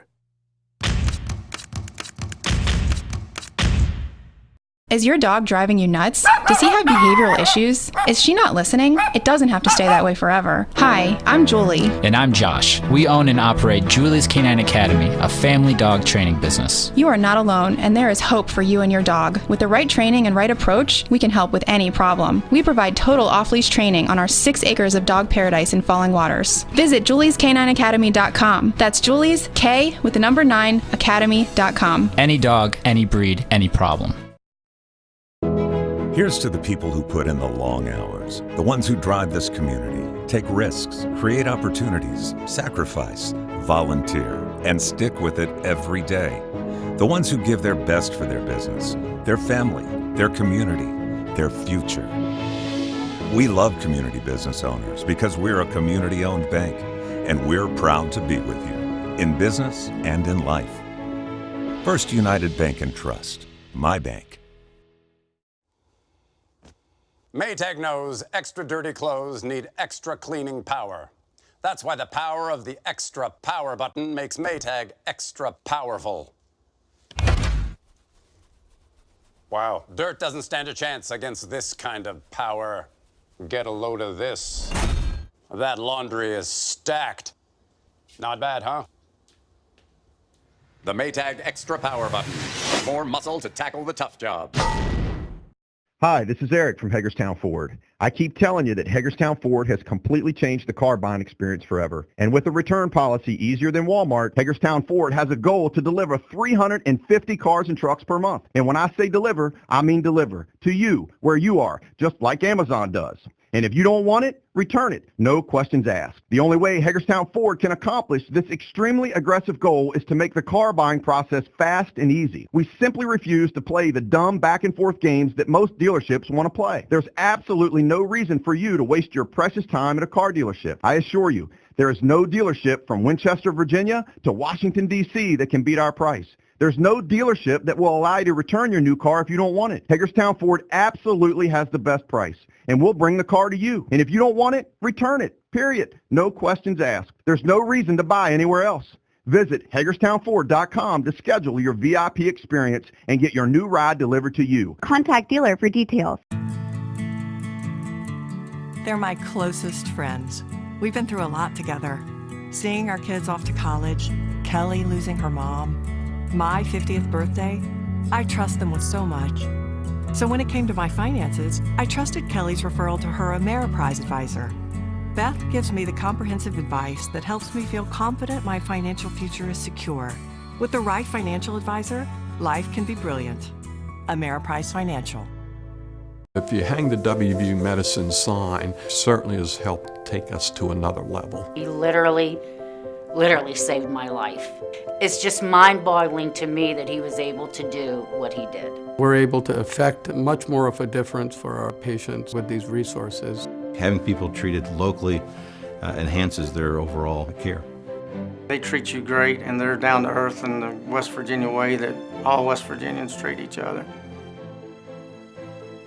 As a mom, when I'm making dinner for my family, I want the best and healthiest food for them. That's why I get my meats from D&D Meats. Their meats are fresh, locally sourced, and hormone-free, chemical-free, and antibiotic-free. D&D Meats is also family-owned, so I know when I go in with a special request for my large family events that I'm going to get treated just like family. D&D Meats, located across from Musselman High School at 8488 Winchester Avenue, Inwood. What are you feeding your family tonight? Hi, this is Eric from Hagerstown Ford. I keep telling you that Hagerstown Ford has completely changed the car buying experience forever. And with a return policy easier than Walmart, Hagerstown Ford has a goal to deliver 350 cars and trucks per month. And when I say deliver, I mean deliver to you, where you are, just like Amazon does. And if you don't want it, return it. No questions asked. The only way Hagerstown Ford can accomplish this extremely aggressive goal is to make the car buying process fast and easy. We simply refuse to play the dumb back and forth games that most dealerships want to play. There's absolutely no reason for you to waste your precious time at a car dealership. I assure you, there is no dealership from Winchester, Virginia to Washington, D.C. that can beat our price. There's no dealership that will allow you to return your new car if you don't want it. Hagerstown Ford absolutely has the best price, and we'll bring the car to you. And if you don't want it, return it, period. No questions asked. There's no reason to buy anywhere else. Visit HagerstownFord.com to schedule your VIP experience and get your new ride delivered to you. Contact dealer for details. The EPAN Travel Volleyball Club would like to wish the local high school volleyball teams good luck with their 2019 season. We look forward to seeing all players ages 12U through 17U at our 2020 tryouts in November. The EPAN Volleyball Club has been West Virginia's leader in travel volleyball since 2001. The EPAN Volleyball Club is affiliated with the Chesapeake Region Volleyball Association and AAU USA Volleyball. Tryouts are usually held at Musselman High School. To register, email epan2@gmail.com or go to www.epanvbc.com. Let's talk trash, because when it comes to trash, you have options. Panhandle Dumpsters is a local family-owned garbage hauling company serving both residential and commercial customers with weekly trash pickup, dumpster service, yard waste pickup, and bulk pickups too. Panhandle Dumpsters will give you a free trash can and provide curbside service for just $23 a month. Panhandle Dumpsters features a fleet of quieter, eco-friendly garbage trucks, thereby reducing the noise usually associated with pickup. Switch now and save up to 30%. Call 833-DUMP-STR, panhandledumpsters.com. Maytag knows extra dirty clothes need extra cleaning power. That's why the power of the extra power button makes Maytag extra powerful. Wow, dirt doesn't stand a chance against this kind of power. Get a load of this. That laundry is stacked. Not bad, huh? The Maytag extra power button. More muscle to tackle the tough job. They're my closest friends. We've been through a lot together. Seeing our kids off to college, Kelly losing her mom, my 50th birthday, I trust them with so much. So when it came to my finances, I trusted Kelly's referral to her Ameriprise advisor. Beth gives me the comprehensive advice that helps me feel confident my financial future is secure. With the right financial advisor, life can be brilliant. Ameriprise Financial. If you hang the WVU medicine sign, certainly has helped take us to another level. He literally saved my life. It's just mind-boggling to me that he was able to do what he did. We're able to affect much more of a difference for our patients with these resources. Having people treated locally enhances their overall care. They treat you great, and they're down to earth in the West Virginia way that all West Virginians treat each other. The following is a sports broadcast presentation of TV 10 Martinsburg. It's time for the excitement of West Virginia high school volleyball, featuring the Eastern Panhandle Athletic Conference and the Musselman Appleman. Today's play-by-play coverage is being brought to you by The Marius Group. Start planning for a brilliant future. The Eastern Panhandle Volleyball Club, West Virginia's leader in travel volleyball since 2001. D&D Meats at 8488 Winchester Avenue, Inwood. Anthony's Pizza. Nobody does it better. Dave Pippenbrink State Farm Insurance. Call 304-229-0029 today. Panhandle Dumpsters, because you have a choice. PanhandleDumpsters.com. Bechtel Jewelers, West Virginia's largest Pandora retailer. My Bank First United. Bank Local. And by Appalachian Heating and Air Conditioning, where quality meets comfort. Standing by is our TV 10 broadcast team. Let's head to the court and get today's pregame show and play-by-play coverage underway.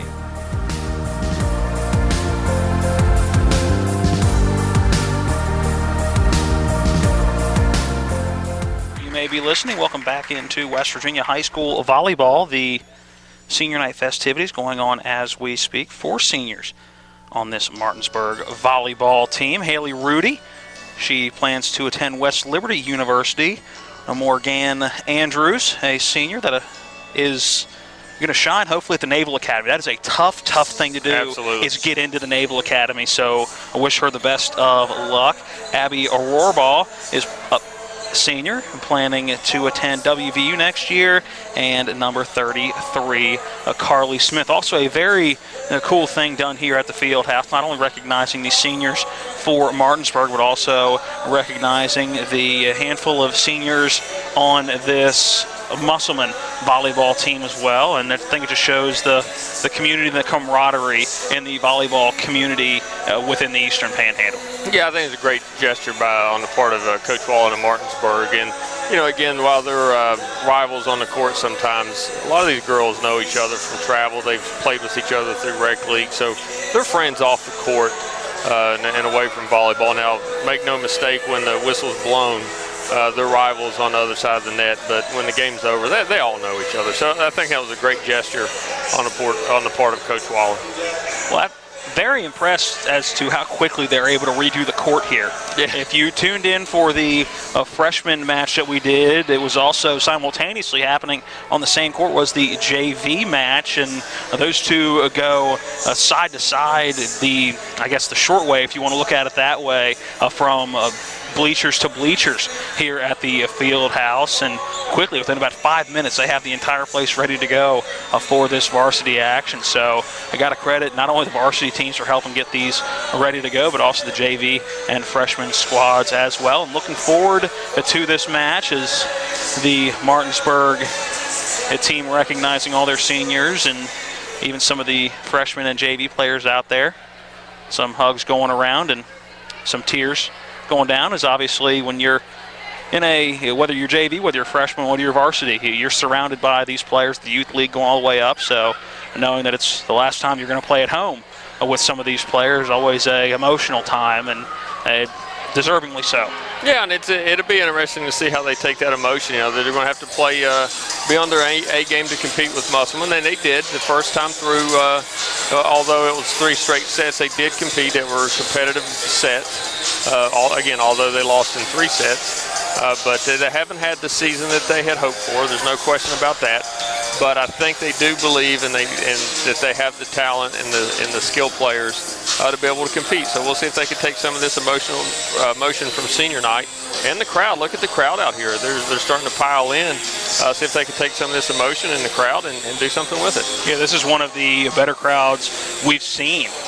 Whether it's been at Musselman, whether it's been at Washington, whether it's been at Hedgesville, this is one of the best crowds we have seen yet. And I'm sure a lot of that in part to the senior night festivities. It's always good to see the community coming out and supporting their local athletes. Senior night here because the next game will be at Washington for this Martinsburg Bulldog team. So they will be on the road to finish out their season against the Washington Patriots. Again, a quick scheduling reminder if you weren't tuning in for that freshman match. We are going to have a double feature this week. Not only are we doing the match today between the Martinsburg Bulldogs and the Musselman Applemen, we will also be down in Shenandoah Junction on Thursday. It'll be the Jefferson Cougars welcoming the Musselman Applemen.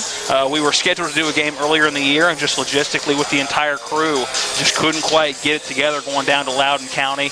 A tough trip for all those working at that time of the day, so couldn't get that one in, but we want to get you as many of these games as possible and want to get you as many EPAC games as possible. So what better than Jefferson and Musselman, and that's the first match we did this year was between those two schools, so looking forward to seeing what that has in store on Thursday. Yeah, and going back to the Jefferson and Musselman match earlier, while they've only played once this year, there is a possibility that they'll play again in the regionals. Same thing with Martinsburg and Musselman here. Has it slated right now in the sectionals. 1 will play 4 and 2 will play 3. And if I'm not mistaken right now, and that's just in Berkeley County, but Martinsburg is ranked 4 and Musselman 1. So they'll play, if everything stays pat the way that it is, they'll play in the first round of those sectionals. So this could be a preview for post-regular season volleyball. Our regular season coverage will end next Tuesday.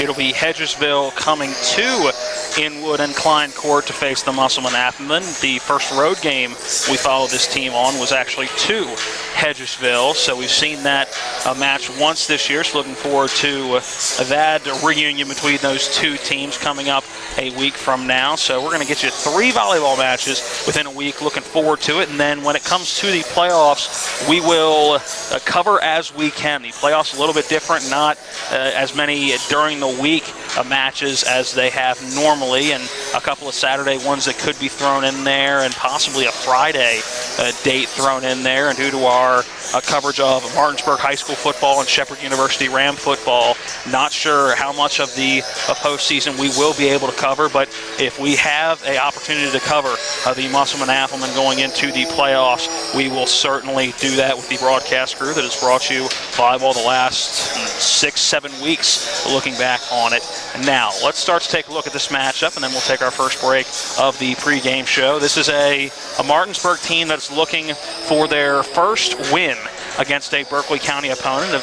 Have got some wins within the region against Washington, Jefferson, and Hampshire. Also a couple ties, or make that one tie against Spring Mills in the county, but have yet to actually get a win in Berkeley County. So it'll be interesting to see if they can get that first win tonight. Yeah, they're looking for something to build off of it, and as I said before, I'm sure they're not happy with how their seasons went to this point. But you kind of get a breath of you get a new start at the end of the regular season. It really doesn't matter whether you're 1 or if you're 4. If you win, you'll continue on, and you can take that path all the way down the state. So the season, by no stretch of the imagination, is over. Now you think of other sports, football in particular, or if you don't have the season that you had hoped for and you don't finish in the top 16, your season's over. That's not really the case in volleyball, so they're still going to have the opportunity. The road's going to be tougher for them because of the season that they've had, but it doesn't mean that it's over. Now, again, they've got Martinsburg's got some talent. They've got a Division I commit with Ashley Wallen, and they definitely have some size. Probably has the size advantage over Musselman. It's just a matter of reducing the runs, like we saw in the freshman game, reducing the runs that Musselman can get into, and taking advantage of your players when they're in the position that you want them. Now this is, again, a busy season for the Musselman Appleman. Coming into this game, they are 29-4. That is a lot of volleyball being played and a lot of tournaments being played earlier in the season, and the tournaments are not over. They will actually go to Parkersburg coming up this weekend, and we will preview that tournament on the backside of this break. Got to get in our first break of the pregame show. We'll talk about the upcoming tournament for the Musselman Appleman going down to Parkersburg coming up next in the pregame show. We're back in 90 seconds. This is West Virginia High School Volleyball on TV 10. As a mom, when I'm making dinner for my family, I want the best and healthiest food for them. That's why I get my meats from D&D Meats. Their meats are fresh, locally sourced, and hormone-free, chemical-free, and antibiotic-free. D&D Meats is also family-owned, so I know when I go in with a special request for my large family events that I'm going to get treated just like family. D&D Meats, located across from Musselman High School at 8488 Winchester Avenue, Inwood. What are you feeding your family tonight? At Anthony's Pizza Inwood location, nobody does it better. We make our own dough and we bake it fresh twice daily. That's freshly baked twice a day to make sure your pizza always tastes great. Take advantage of our Anthony's Pizza special offer. Get 2 large one-topping pizzas, just $17.99. And when you buy 3 12-inch subs, the 4th one's on us. For the best in freshly made pizzas, subs, calzones, stromboli, lasagna, and more, it's got to be Anthony's Pizza, 372 Middleway Pike in Inwood. Call 229-7373 for delivery, anthonysmenu.com. He is the most interesting jeweler in the world. Celebrities ask for his autograph. When buying diamonds, experts ask him what they're worth. He once counted to infinity twice. He has his own astrological sign. I may not sell every customer that comes into Bechtel Jewelers, but on the rare occasions when I don't, they often wish I had. Stay brilliant, my friends. Welcome back into the Martinsburg Field House on the campus of Martinsburg High School. It is Musselman in the county seat of Berkeley County taking on the Martinsburg Bulldogs. We talked about both teams' schedules recently and what they've done against these county schools. And for Martinsburg, pretty much done with tournament play until they get to the postseason.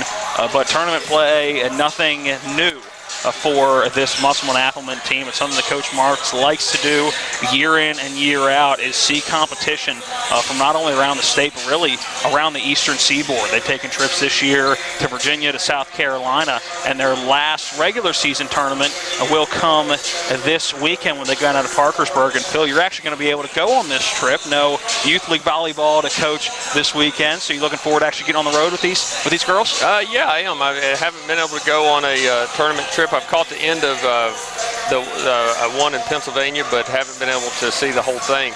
But this Parkersburg tournament, last year it was in Huntington. A lot of times it is a preview for what you'll see down in Charleston. So you'll see the likes of GW and Spring Valley, St. Albans, some of the state powers. Parkersburg, of course, Parkersburg will be there.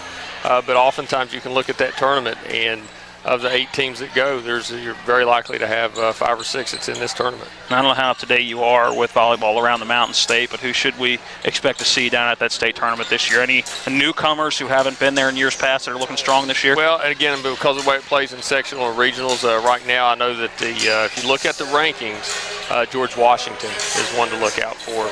Spring Valley, who beat Musselman last year, is one you always want to pay attention to, and St. Albans, who I think is the team that ended up beating Hedgesville in the playoffs last year. So those teams almost are always there, but last year St. Albans was a surprise. But if you start to look down their schedule and who they play each other a lot. Those 3 teams play each other a lot. So it's hard to tell, but I'm pretty certain that you'll see George Washington and Spring Valley, and I'm sure the Musselman's antennas will be up for both of those. Now, I'm sure you can find pros and cons to both tournaments, whether you look at in-state or out-of-state, but what do you put more stock in when you're looking at how Musselman does in tournaments? Do you put more stock in a tournament like this Parkersburg tournament, or one that they're going down to South Carolina and playing the North Myrtle Beach and teams like that, and seeing how they test up against out-of-state opponents? Or I guess at the end of the day, does it matter because they're not going to be the teams you face in the state tournament? I think everybody takes the one that's coming up a little bit more serious. The travel tournaments that they play throughout the year almost mimics travel ball, and you're right. Although they want to be competitive and they want to do well, they also know that these aren't teams that they're going to see to reach their ultimate goal, which is the state championship. So there's a little bit extra oomph in those tournaments when they go down to Parkersburg and Huntington, because those are the teams that they'll have to compete against. A great example would be last year in the Huntington tournament. Musselman lost the championship to Spring Valley in a close 5 sets, and then lo and behold, they got paired with them in the first round of the state tournament and lost to Spring Valley yet again just a few weeks later. So it is a good preview, and they do take those very seriously. They take all the tournaments seriously, but that one's got a little bit extra to it. For those who may not have been on any of these tournaments, being volleyball fans from afar, but not necessarily being ingrained in the volleyball community, what does a tournament atmosphere look like for a weekend? How many matches are you playing, and how much downtime do you get during these? Not a whole lot of downtime, and and it does mimic travel some, but they'll play probably, depending on the amount of teams, they'll often start in a pool, and that's called, of course, referred to as pool play. And how you come out of that is determine whether or not you'll go to a gold, silver, and the winner of the gold bracket. So you have to do well early and often, or you won't have a chance to win the tournament period. So sometimes one bad match can ruin your tournament. And they try to separate the tournaments out. So, for example, my guess is that in pool play, Musselman and George Washington, who right now I think is undefeated last time I looked, will not be in the same pool to start the day with the thought that, hey, these two may meet in the championship, just like Spring Valley and Musselman last year, where they were in separate pools and ended up meeting in the championship of that tournament in Huntington. Do a lot of the teams around the state handle the regular season tournaments the way that Coach March does and goes on a lot of those out-of-state trips, or is that something that he is unique in doing around the Mountain State? That I'm aware of, there's not a lot of teams that do it now. I would imagine that some of the border schools would travel out of state to play some out-of-state opponents more often than someone like George Washington would, just because of sheer cost. Where they could play someone really close in Virginia, like we're located, we're nestled in there close to Pennsylvania, Maryland, and Virginia. So some of these, even though it's an all-day tournament, there was one that I drove up to in an hour. It was in Pennsylvania, Mechanicsburg. I think that may have been the toughest tournament they were in so far this year. But then there was one in Loudoun County as well, where they played Loudoun County before the regular season match. But I don't, that I'm aware of, they don't go on as much travel tournaments as Musselman does. It's got to be nice to be in a hotbed of good volleyball talent in this area. You talk about just driving an hour and getting to a very competitive volleyball tournament. You talk about Loudoun County. They're in it year in and year out, and a lot of those Northern Virginia schools are. It's got to be nice even to just play local tournaments to get a high level of competition. Yeah, you don't have to travel far to get a high level of competition. You really don't. And a lot of these, we talk a lot about the tournaments that Musselman goes to. I think some of it is just due to the experience, because they're always doing something educational on the tournaments. They'll make some sort of educational trip here or there. You know, last year they went to Tennessee and they did a lot of cool things there. They ended up getting to go to Dollywood. But it's a camaraderie that these girls develop on these trips. You know, they spend a lot of time together, a lot of long drives in the vans or the buses or whatever they're taking. But they do kind of grow closer together and get a camaraderie with each other.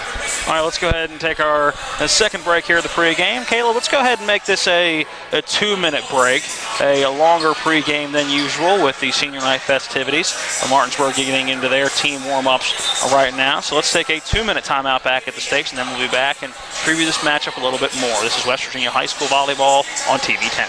Hi, this is Eric from Hagerstown Ford. I keep telling you that Hagerstown Ford has completely changed the car buying experience forever. And with a return policy easier than Walmart, Hagerstown Ford has a goal to deliver 350 cars and trucks per month. And when I say deliver, I mean deliver to you, where you are, just like Amazon does. And if you don't want it, return it. No questions asked. The only way Hagerstown Ford can accomplish this extremely aggressive goal is to make the car buying process fast and easy. We simply refuse to play the dumb back and forth games that most dealerships want to play. There's absolutely no reason for you to waste your precious time at a car dealership. I assure you, there is no dealership from Winchester, Virginia to Washington, D.C. that can beat our price. There's no dealership that will allow you to return your new car if you don't want it. Hagerstown Ford absolutely has the best price, and we'll bring the car to you. And if you don't want it, return it, period. No questions asked. There's no reason to buy anywhere else. Visit HagerstownFord.com to schedule your VIP experience and get your new ride delivered to you. Contact dealer for details. They're my closest friends. We've been through a lot together. Seeing our kids off to college, Kelly losing her mom, my 50th birthday, I trust them with so much. So when it came to my finances, I trusted Kelly's referral to her Ameriprise advisor. Beth gives me the comprehensive advice that helps me feel confident my financial future is secure. With the right financial advisor, life can be brilliant. Ameriprise Financial. If you hang the WVU Medicine sign, certainly has helped take us to another level. Evolving what we try to do as physicians and as a health system and organization is the mission of WVU Medicine, and it's an exciting mission to be a part of. With the knowledge and the years of practice that they've put into this institution, you know, they know a lot. They can help you, and they've helped me a lot. Having people treated locally enhances their overall care. Is the Musselman Appleman still without Caroline Shipley and haven't had a chance to catch up with Coach Martz since seeing the diagnosis of the injury. But Phil, do you know anything about the length and when she could possibly return? I don't know that there's a timetable yet. I've seen her walking around without the boot, so I would imagine it's sooner rather than later, but I don't have any idea when the timetable would be. You and I were talking before the freshman match, and you were kind of explaining to me some of the ins and outs of formations and everything, and you've talked about the last couple of weeks how with that injury, Coach Martz has had to shift up what he does offensively. Can you take the folks watching at home just through that a little bit? Yeah, and basically what they've done is employed a 5-1 offense, which essentially means that they've only got one setter all the way around, where typically they ran with 2 setters. And of course there's strengths and weaknesses of every game plan or every offense. But in the case of a 5-1, you do have 3 rotations where you only have 2 players up front that can swing at the net. Now anybody can swing depending on the position they're playing, but where they can swing at the net, you've got 3 rotations. So half the time you got 6 rotations on the court. There's half the time where you only have 2, so you're kind of limited based off where the pass takes you and where you're able to set. You're limited on what you could do in the front row. So that does cause some limitations sometimes. Martinsburg has often run a 5-1 for years. However, I just looked down I did see them warming up another setter, so I'm anxious to see, because I know Wallen is a really good front row player as well. I'm anxious to see if they found another setter to allow her, so she doesn't have to set all the way around, so she can swing in the front row. So I'm anxious to see if they've switched to a 6-2 offense. But right now, Musselman's that's not something they run often, but that's what they've been doing the last few weeks. Now, with not being able to keep the rotation the same way, is that just a little bit of lack of depth within this Musselman team, or is it just what Coach Martz is seeing with the girls he has this year? I don't know if it's just a case where he just feels more comfortable running a 5-1. It's definitely not because of the lack of depth. They've got players scattered throughout the bench there that could fill that role, but he's more comfortable running the 5-1 for whatever reason. And it could be, it also bleeds down to the JV, junior varsity, because in order to have someone else to play the opposite positions, they would pull someone up from junior varsity to do that. So it's, I guess, just a comfort level that he has. Now, really, if you look at the schematics of it, a 5-1 and a 6-2 isn't that much different for everyone else. So it's not like it changes the world. It's just those 3 rotations. Martinsburg done their team warm-ups on the court. Musselman now getting in their warm-ups right now. You see Coach Martz and Taylor Allen out there helping. Girls getting in some net play with spikes right there, Hannah Howard. And now coming up is Addie Walker. Again, in the JV and freshman matches earlier, it was 2 straight sets of 4 of both. We did the freshman matches earlier in the day today, and in those freshman matches in set 1, it was 25-17, Musselman getting the win, and then 25-21 in set number 2. All right, Phil, if Martinsburg is going to get their first win against a Berkeley County opponent and pull off the upset against what is ranked right now the number 2 team in the state of West Virginia, what are they going to have to do to throw these Lady Applemen off? We had talked some about what they're going to have to do earlier with the ability that Musselman has to wave hitters through. There's, at any given time, there's 3 on the front row, and they can all do their own damage. Martinsburg needs to be able to do the same thing. Now we know that Carly Smith will be there in the middle, and Ella Joseph has definitely got the ability to swing. And now what we didn't see in the first match is Avery Bishop has been moved from JV to a full-time varsity player, and she'll be hitting outside. We saw Kiara Anderson swing. So they need to spread the ball around and be more than a one-dimensional team. And anxious to see, really anxious to see if they've got Wallen playing some on the front row instead of just setting all the way around. So part of what they're going to have to do is get everybody involved and be able to match what Musselman can do with so many players that can swing. They want to, and also reduce the runs that Musselman tends to get on, because they serve so aggressively, they can really do some damage getting on a run. Those 5- and 6-point runs are hard to come back from. When you look at this Musselman team, what do they have to do to come out of here with another victory within the region? Mostly what they've done really all season. I definitely on senior night, I think there should be a little bit more intensity on the part of Musselman, and not wait until Martinsburg sounds the alarm and says, hey, you guys have to play. But Musselman wants to eliminate the unforced errors, the serve errors, and of course passing. Musselman's been stronger this year than they have been in the past with the emergence of Madigan Fairclough at libero, but reduce the unforced errors, and they're going to serve hard. They're going to have serve errors. That's a given, but they're going to want to reduce the unforced errors. All right, well, let's take one more timeout here in the pregame show. Again, Caleb, let's make this a 2-minute timeout. When we come back, we should be about ready to tell you the rosters for each of these teams and get you ready for action. It's Martinsburg welcoming Musselman to the field house back in 2 minutes. This is West Virginia High School Volleyball on TV 10. As a mom, when I'm making dinner for my family, I want the best and healthiest food for them. That's why I get my meats from D&D Meats. Their meats are fresh, locally sourced, and hormone-free, chemical-free, and antibiotic-free. D&D Meats is also family-owned, so I know when I go in with a special request for my large family events that I'm going to get treated just like family. D&D Meats, located across from Musselman High School at 8488 Winchester Avenue, Inwood. What are you feeding your family tonight? Hi, this is Eric from Hagerstown Ford. I keep telling you that Hagerstown Ford has completely changed the car buying experience forever. And with a return policy easier than Walmart, Hagerstown Ford has a goal to deliver 350 cars and trucks per month. And when I say deliver, I mean deliver to you, where you are, just like Amazon does. And if you don't want it, return it. No questions asked. The only way Hagerstown Ford can accomplish this extremely aggressive goal is to make the car buying process fast and easy. We simply refuse to play the dumb back and forth games that most dealerships want to play. There's absolutely no reason for you to waste your precious time at a car dealership. I assure you, there is no dealership from Winchester, Virginia to Washington, D.C. that can beat our price. There's no dealership that will allow you to return your new car if you don't want it. Hagerstown Ford absolutely has the best price, and we'll bring the car to you. And if you don't want it, return it, period. No questions asked. There's no reason to buy anywhere else.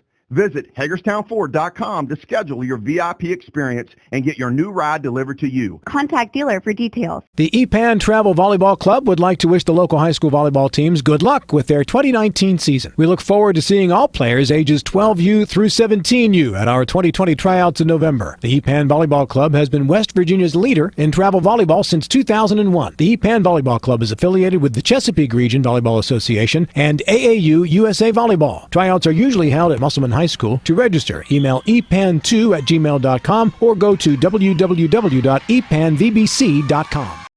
Welcome back into the Martinsburg Fieldhouse. Last second warm-ups for the Lady Applemen.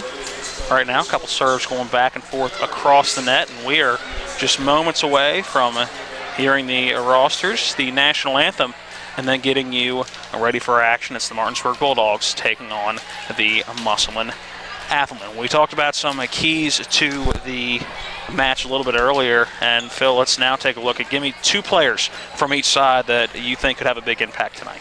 On the side of Martinsburg, and I'm going to mention one player just because she's new. She wasn't here last time, so if they're going to make a difference, it could be from her. Avery Bishop for Martinsburg, and of course always Ashley Wallen, especially if she has the ability to hit up front. And for Musselman, as I want to point out, libero Madigan Faircloth, and let's go with Faith Ketterman. Faith Ketterman's had a few good weeks, and if she can get going on the outside, she is deadly and close to unstoppable. Well, the warm-ups are done. The ball rack's going off of the court right now. Waiting to see which will be done first. Looks like the roster is going to be read first before the national anthem. Just waiting on that confirmation before we get going into our rosters. And that will be the case, so let's go ahead and take a look at starting with the Musselman Applemen 2019 varsity roster. Number 2, Faith Ketterman, is a junior. Number 3, a senior, Danica Faircloth. Number 4, a freshman, Hannah Howard.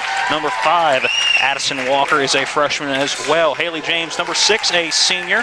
Addison Miller, a freshman, wears number 7. Number 8, Abigail McCoy, a junior. Number 9, Madigan Faircloth, a sophomore. Number 11, Helena Rainey, is a senior. Again, Caroline Shipley, not in action, hasn't been for the last couple of weeks, dealing with a lower body injury.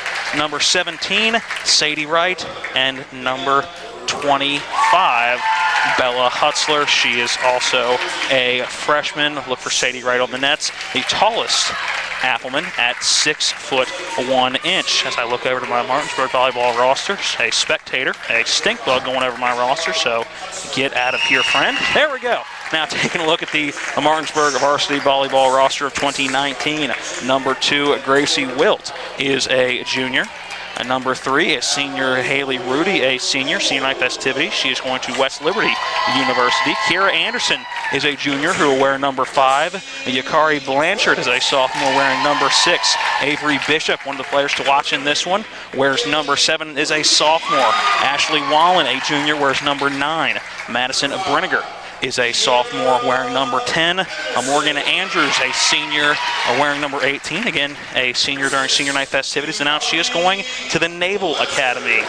Jalen Joseph is going to wear number 22 and is a sophomore. Abby Rohrball, going to WVU, is a senior on senior night here at the Fieldhouse and will wear number 23. Number 27, Ella Joseph, is a junior.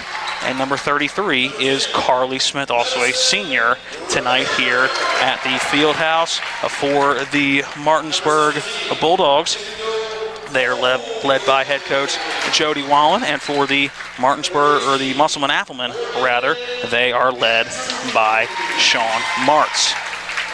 The last couple of players being introduced for the Martinsburg Bulldogs right now. Going under the net, giving a quick high five to JV coach Taylor Allen. Then going across the net, giving a quick fist bump to all of our referees for today. Then going right along the line with the JV and freshman members that are still here. and Carly Smith, the senior, the last one introduced. And now we will have the national anthem. Let's go ahead and take a 90-second break for the national anthem. When we come back, we will be ready for action here at the Fieldhouse. It is Martinsburg welcoming Musselman. This is West Virginia High School Volleyball on TV 10. Let's talk trash, because when it comes to trash, you have options. Panhandle Dumpsters is a local family-owned garbage hauling company serving both residential and commercial customers with weekly trash pickup, dumpster service, yard waste pickup, and bulk pickups too. Panhandle Dumpsters will give you a free trash can and provide curbside service for just $23 a month. Panhandle Dumpsters features a fleet of quieter, eco-friendly garbage trucks, thereby reducing the noise usually associated with pickup. Switch now and save up to 30%. Call 833-DUMP-STR, panhandledumpsters.com. Maytag knows extra dirty clothes need extra cleaning power. That's why the power of the extra power button makes Maytag extra powerful. Wow, dirt doesn't stand a chance against this kind of power. Get a load of this. That laundry is stacked. Not bad, huh? The Maytag extra power button. More muscle to tackle the tough jobs. They're my closest friends. We've been through a lot together.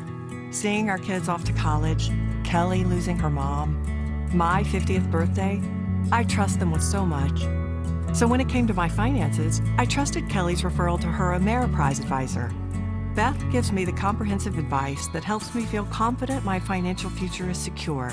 With the right financial advisor, life can be brilliant. Ameriprise Financial.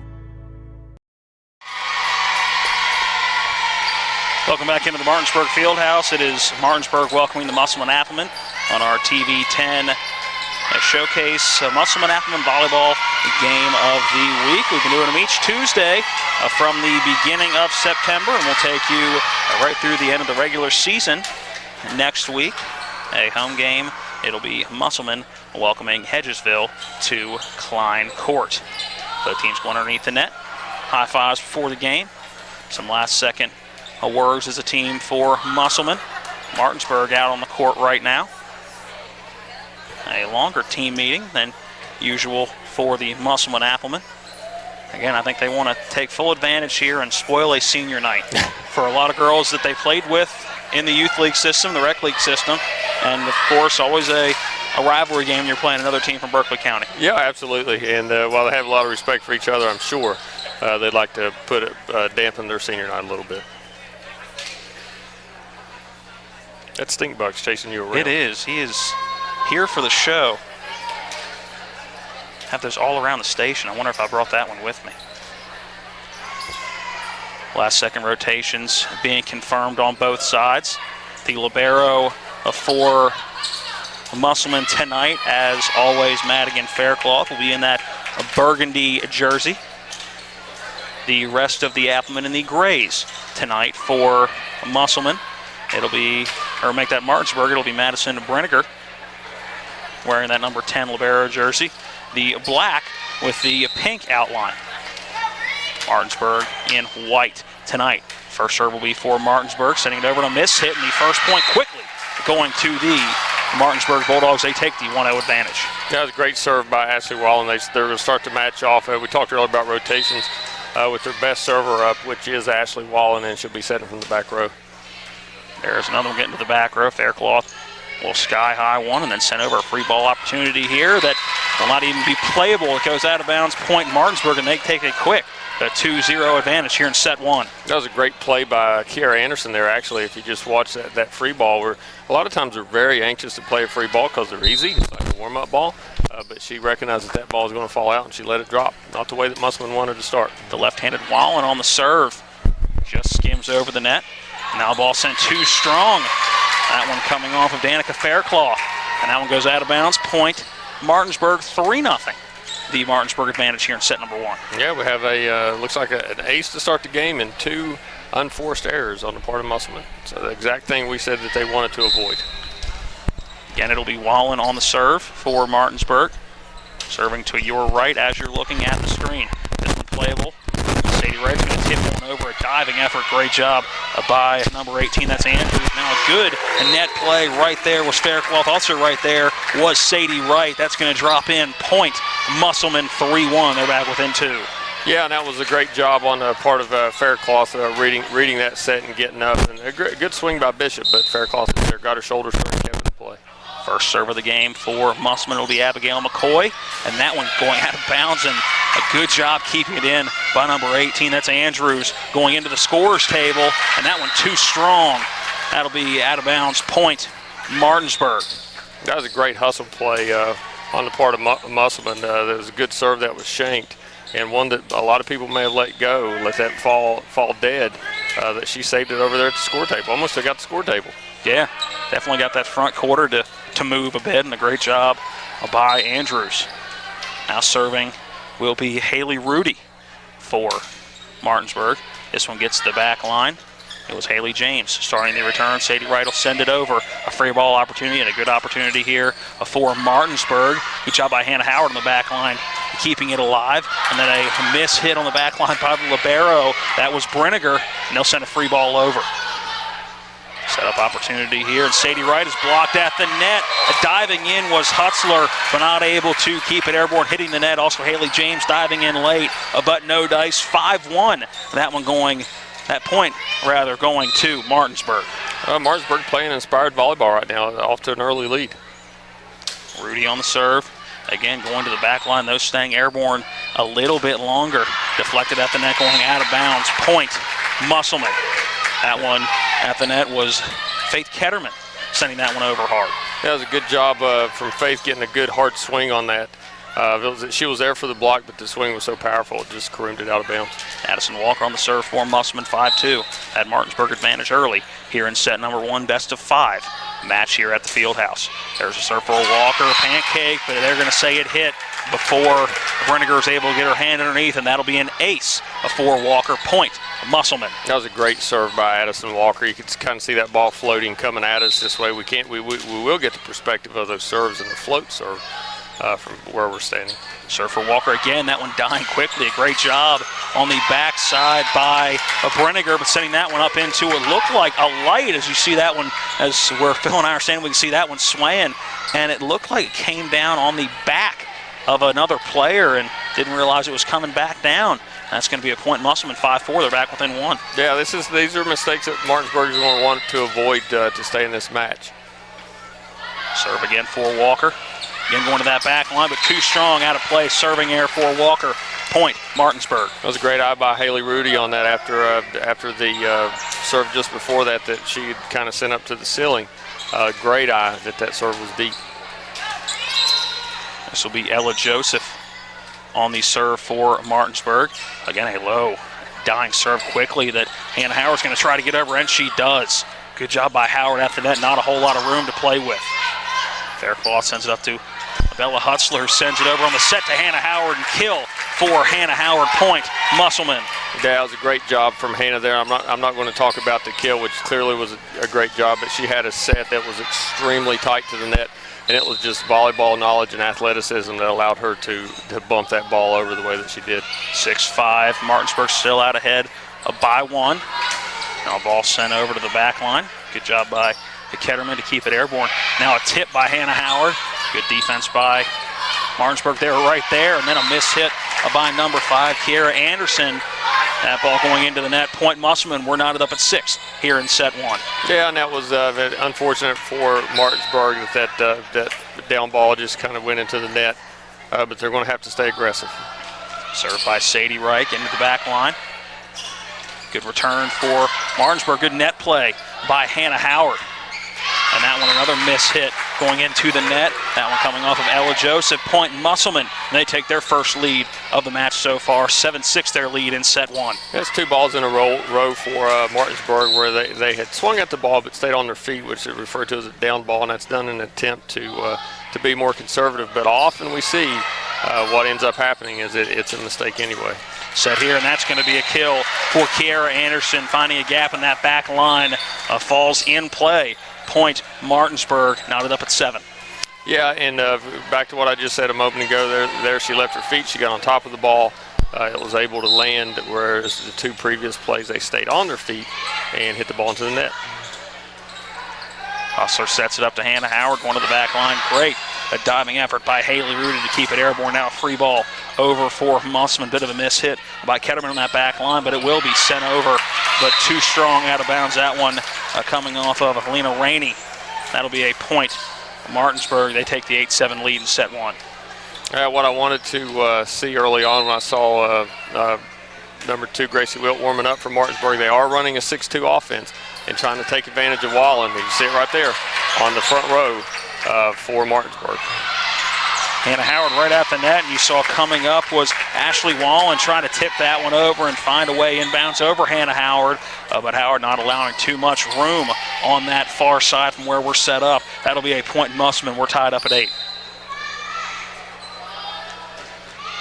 Serve from that back line with Bella Hutzler. So it'll be a free ball over for Musselman, see if they can take advantage. Set by Hutzler. Hannah Howard coming up, deflected. That one way out of bounds underneath the in the first row of the bleachers over the Musselman bench, and that'll be a point Musselman. That one deflected hard, getting a lot of skin on the way out. Yeah, that was just a result of swinging that ball hard. Bella Hutzler on the serve. Good opportunity here, set at the net, and they tip over, diving in from that back line is Ketterman. A good job. Now with the left hand, that was Faircloth setting it over, and a good volley opportunity here. A set up here, Howard, a kill, and she's trying to put a dent in the floor there, Phil. Yeah, she's kind of having her way right now. They're getting the ball to her with good sets, and that's a couple kills that she's had now, and a few that's ran off of a block. 10-8, the Musselman advantage. Hutzler with the serve. Getting to that back line, a little bit of a miss hit, but Martinsburg will send it over to the back line. Now Faircloth will set Hannah Howard.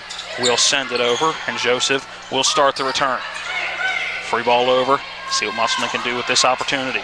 Set for Hutzler, Sadie Wright, or make that Danica Faircloth. Has that one deflected out of bounds. Point Musselman. They're up by 3 at set 1, 11-8. Yeah, Musselman's starting to find their groove now. They're spreading the ball around, getting the ball to opposite outside. They're getting accomplished what they want.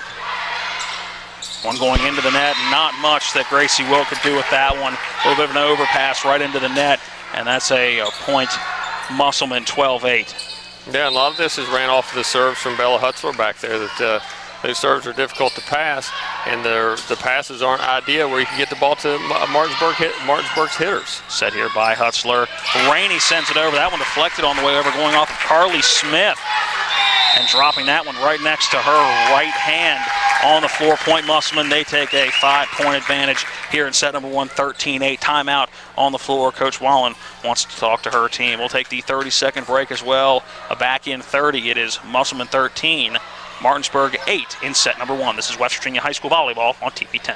If you hang the WVU medicine sign, certainly has helped take us to another level. He literally saved my life.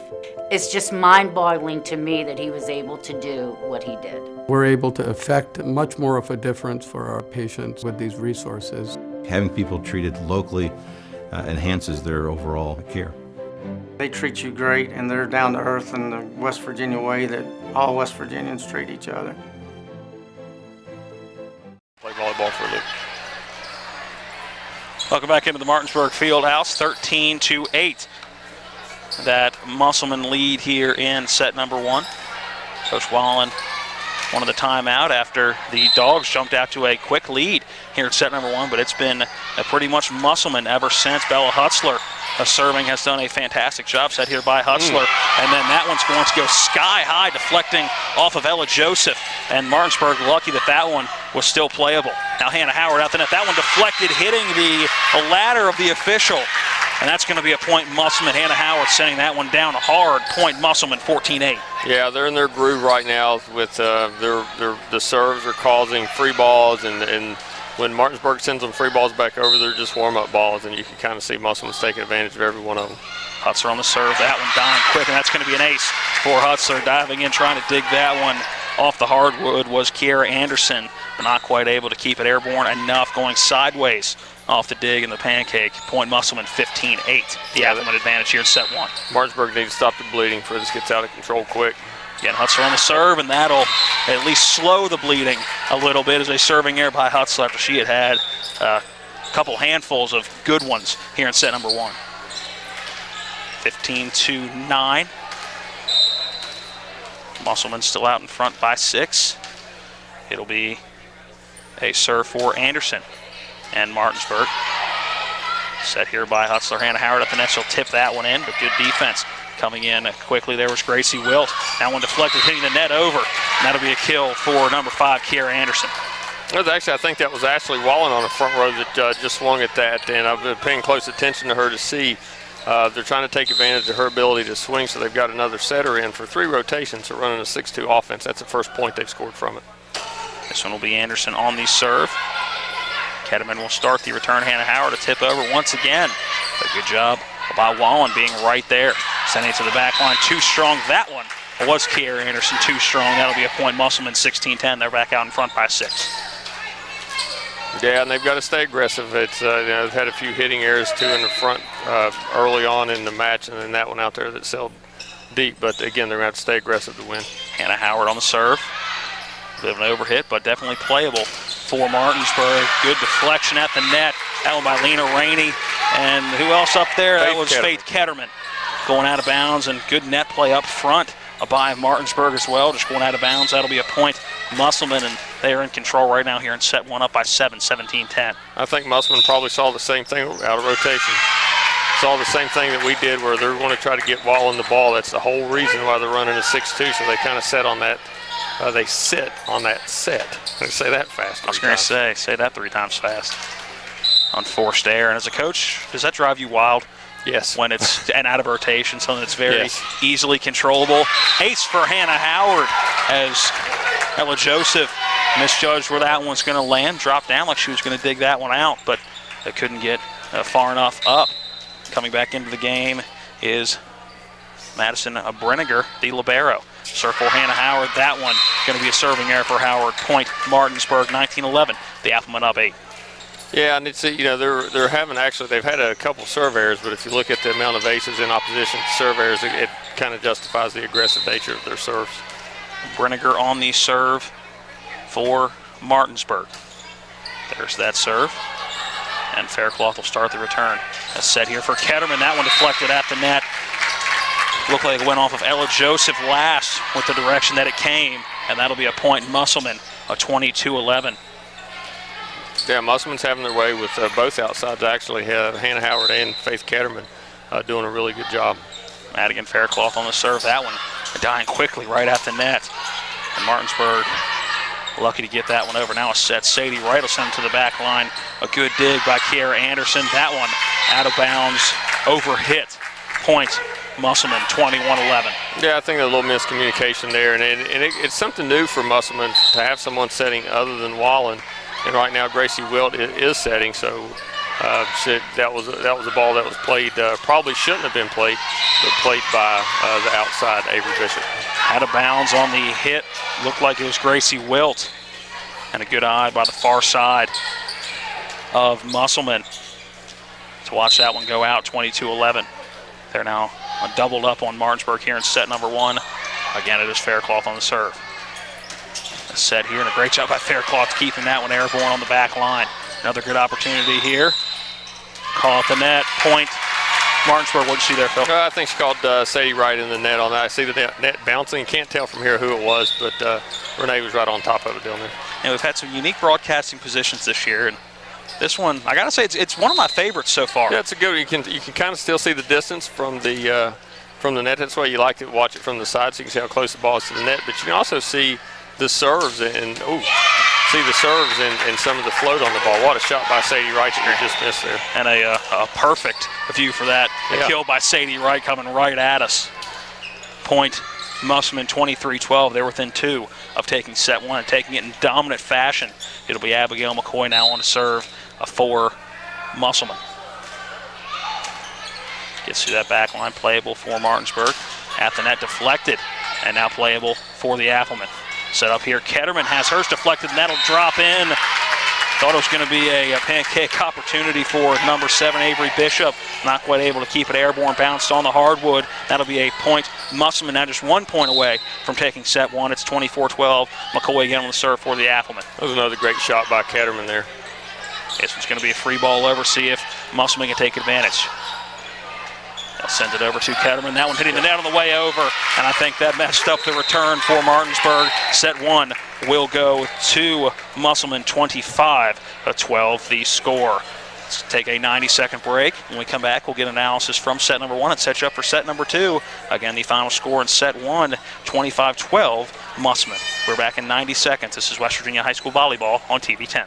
As a mom, when I'm making dinner for my family, I want the best and healthiest food for them. That's why I get my meats from D&D Meats. Their meats are fresh, locally sourced, and hormone-free, chemical-free, and antibiotic-free. D&D Meats is also family-owned, so I know when I go in with a special request for my large family events that I'm going to get treated just like family. D&D Meats, located across from Musselman High School at 8488 Winchester Avenue, Inwood. What are you feeding your family tonight? At Anthony's Pizza Inwood location, nobody does it better. We make our own dough and we bake it fresh twice daily. That's freshly baked twice a day to make sure your pizza always tastes great. Take advantage of our Anthony's Pizza special offer. Get 2 large one-topping pizzas, just $17.99. And when you buy 3 12-inch subs, the 4th one's on us. For the best in freshly made pizzas, subs, calzones, stromboli, lasagna, and more, it's got to be Anthony's Pizza, 372 Middleway Pike in Inwood. Call 229-7373 for delivery. Anthony'sMenu.com. He is the most interesting jeweler in the world. Celebrities ask for his autograph. When buying diamonds, experts ask him what they're worth. He once counted to infinity twice. He has his own astrological sign. I may not sell every customer that comes into Bechtel Jewelers, but on the rare occasions when I don't, they often wish I had. Stay brilliant, my friends. Welcome back into the field house, efforting stats from the first set. Big thanks to JV coach Taylor Allen, who helps us out with the official stats most of the time whenever she has the opportunity. I know a lot of stuff going on when it comes to stats for volleyball, but until we get those, Phil, let's just talk about that first set. It was up until, I guess, that 5th serve where it was Martinsburg that really had control of the set. After that, Musselman had their way. Yeah, they turned that was kind of Musselman volleyball at its best. What Martinsburg's going to have to do to compete in what we saw in the first set was they make it way too easy with free balls and down balls, and again down balls when they just stand flat foot and kind of hit it over. It's way too easy for Musselman to get a good set, a good pass, and a kill, and it's kind of what they got, you know. So they didn't make it difficult enough for Martinsburg or Musselman to have some ill-timed hits and some misses. So they're going to have to change that. They're going to have to be more aggressive. But it all leads from this. It goes from the serve. You know, Musselman serves were on point, led to a bad pass, leads to a bad set, leads to a hit that you can't swing at, which in turn leads to an easy ball back over for Musselman. He'll give you those stats as set number 2 gets going. Getting the final rotation. I actually got the stats. So. All right, well. So get some of those now as, again, the final rotation's being set. What do you got, Phil? Well, there in the first set, just looking at from a kill standpoint, Musselman had 11 kills. I would have thought it was more than that, opposed to 4 errors. So to start, good play. That's exactly what they want to happen. Good play on that back end and deflection out of bounds. So a hard-fought effort by Martinsburg there, just not able to reap the benefits. Credit Blanchard, able to run that one down out of bounds in the back of the court and just get it over. I think just swing it for the fences there and hope it would go over. But the first point of this set going to go to Musselman. Yeah, and again, it's those down balls, just like we just saw right there, and free balls makes it too easy. Kill for Sadie Wright. Good set by Bella Hutzler. Point Musselman, and just picking up where they left off in set number 1. Yeah, the returns from Martinsburg, whether it be a pass that makes it difficult to set, those aren't in a position where they can get a good swing on. It's just too easy for Musselman. McCoy on the serve, sending it back to Blanchard, who will start the return. Now Hannah Howard will send one sky high to the front, set by Hutzler. Sending it over was Faith Ketterman. Again to the back line, that'll be McCoy. Up to Hutzler. Set one for Sadie Wright. That one deflected out of bounds. Point Musselman. They take the 3-0 advantage. Yeah, same thing. Bishop tried to jump and swing, but where the set was, she couldn't get a good approach, and it just wasn't difficult enough, level of difficulty, to cause a bad pass on the set of Musselman. On the part of Musselman. McCoy, the serve for Musselman. Now, good job by Hannah Howard. That a good eye, but not much anybody could have done about that one. As Howard and McCoy playing further up. That one going out of bounds, but a hard shot at the net by number 9, Ashley Wallen. Yeah, and there were two there. You know, there was an overpass or the second ball that she tried to take advantage of and kind of dink it over on them. And then the overpass by Musselman, she just sits out of bounds. Nice dig. Yeah, nice dig by Hannah Howard. Now sending it to the back line was Faith Ketterman. Set up here, sending it to the back line. McCoy keeping it airborne. Set by Hutzler. Now sending it over to the back line will be Ketterman. Getting a sky-high volley. Now a free ball opportunity. Hannah Howard will start the return. A set by Hutzler. Deflected after the hit by Ketterman. And hard swings right now for Musselman, and right now everything's just going their way. They take the 5-0 advantage here in set number 2. Yeah, and it's all the same thing. It's set up by good serves on the part of Musselman, but the return on the part of Martinsburg isn't difficult enough to cause an error on the part of Musselman. That one deflecting off of what looked like Sadie Wright at the net. Point Martinsburg, their first here for set number 2, 5-1, the Appleman advantage. It'll be Wallen on the serve for Martinsburg. Yeah, this is where Martinsburg went on a run in the first set, so they need to make hay right here for sure. There's that serve for Wallen. Haley James to start the return. Set by Hutzler. And a hard shot down by Wright at the net. Good pancake by Carrie Anderson. That one hitting the net on the way over. That'll be a point. Musselman, and not the little run that Martinsburg was hoping to start there with that first serve, 6-1 Appleman. No, absolutely not. And you give Wallen credit. She's trying to be aggressive. She sees what we see up here, that you have to be aggressive against Musselman to force errors. And so she was trying to swing, and it just didn't work out. It'll be Walker on the serve. That back line where Brenniger will start the return. Annika Faircloth, make that Madigan Faircloth, a little bit of an overpass, but playable. Now an opportunity for Martinsburg, and that one deflected on the way out. It was either Hutzler or Sadie Wright. Either way, it goes out of bounds, point Martinsburg, 6-2. See on two different occasions there, both by Bishop, where she got a good swing on the ball the first time. Musselman kept it alive, but it wasn't the hard swing that they were hoped for the end of the play. And then it came back over as a free ball, and Martinsburg took advantage of that. Set by Hutzler here. There's Sadie Wright. Kill for Sadie Wright going to that back corner. Nobody home that back line, playing a little further up. Point Musselman. And score should be now 7-2. Yeah, and that was the first ball rotation where I don't think Martinsburg was used to seeing Sadie Wright play, which kind of came at the opposite side of the court instead of middle. The girl who just had the kill, Sadie Wright, now on the serve, and that'll be a serving error for Wright. Point Martinsburg. 3-7 early here in the second set, so it could get ugly fast if Martinsburg doesn't make some sort of run. Here comes that serve for Martinsburg. Faircloth to start the return, set by Hutzler. Hannah Howard to the tip over. That one deflected at the net, but playable. A still for Martinsburg. Now send over. Great dig by Madigan Faircloth. Haley James diving in, but not able to get to it. Point Martinsburg. And it's going to take that type of aggression from the part of Martinsburg to force errors instead of just sending free balls over. So good job, I think it was Wallen. They hit that from the back row. Ella Joseph on the serve for Martinsburg. Sends that one to the back line. It's Faircloth. Will send it up to Hutzler with that set. Hannah Howard too strong, out of bounds. Point Martinsburg, and they're back within 2, 7-5. Yeah, showing some fight here in the second set, which is what you want to see. That's the outcome of the first set. It would be easy to justify, hey, these guys have beat us 3-0 already, and now it's looking much the same thing. But they're hanging in there. Serve here by Joseph. Again to the back line, it'll be Haley James sending it up to Bella Hutzler. Hannah Howard has that one ride the net a little bit and then drop in. Point Musselman, 8-5. Now the Appleman back out in front by 3. That was all a result of a great serve receive pass from Haley James. On the serve now will be Bella Hutzler. Again, 8-5, that a Musselman advantage here in set number 2. They took set 1, 25-12. There's the serve, returnable for Martinsburg, and it'll be deflected, but a great job at the net by Morgan Andrews, the senior, to get the kill there.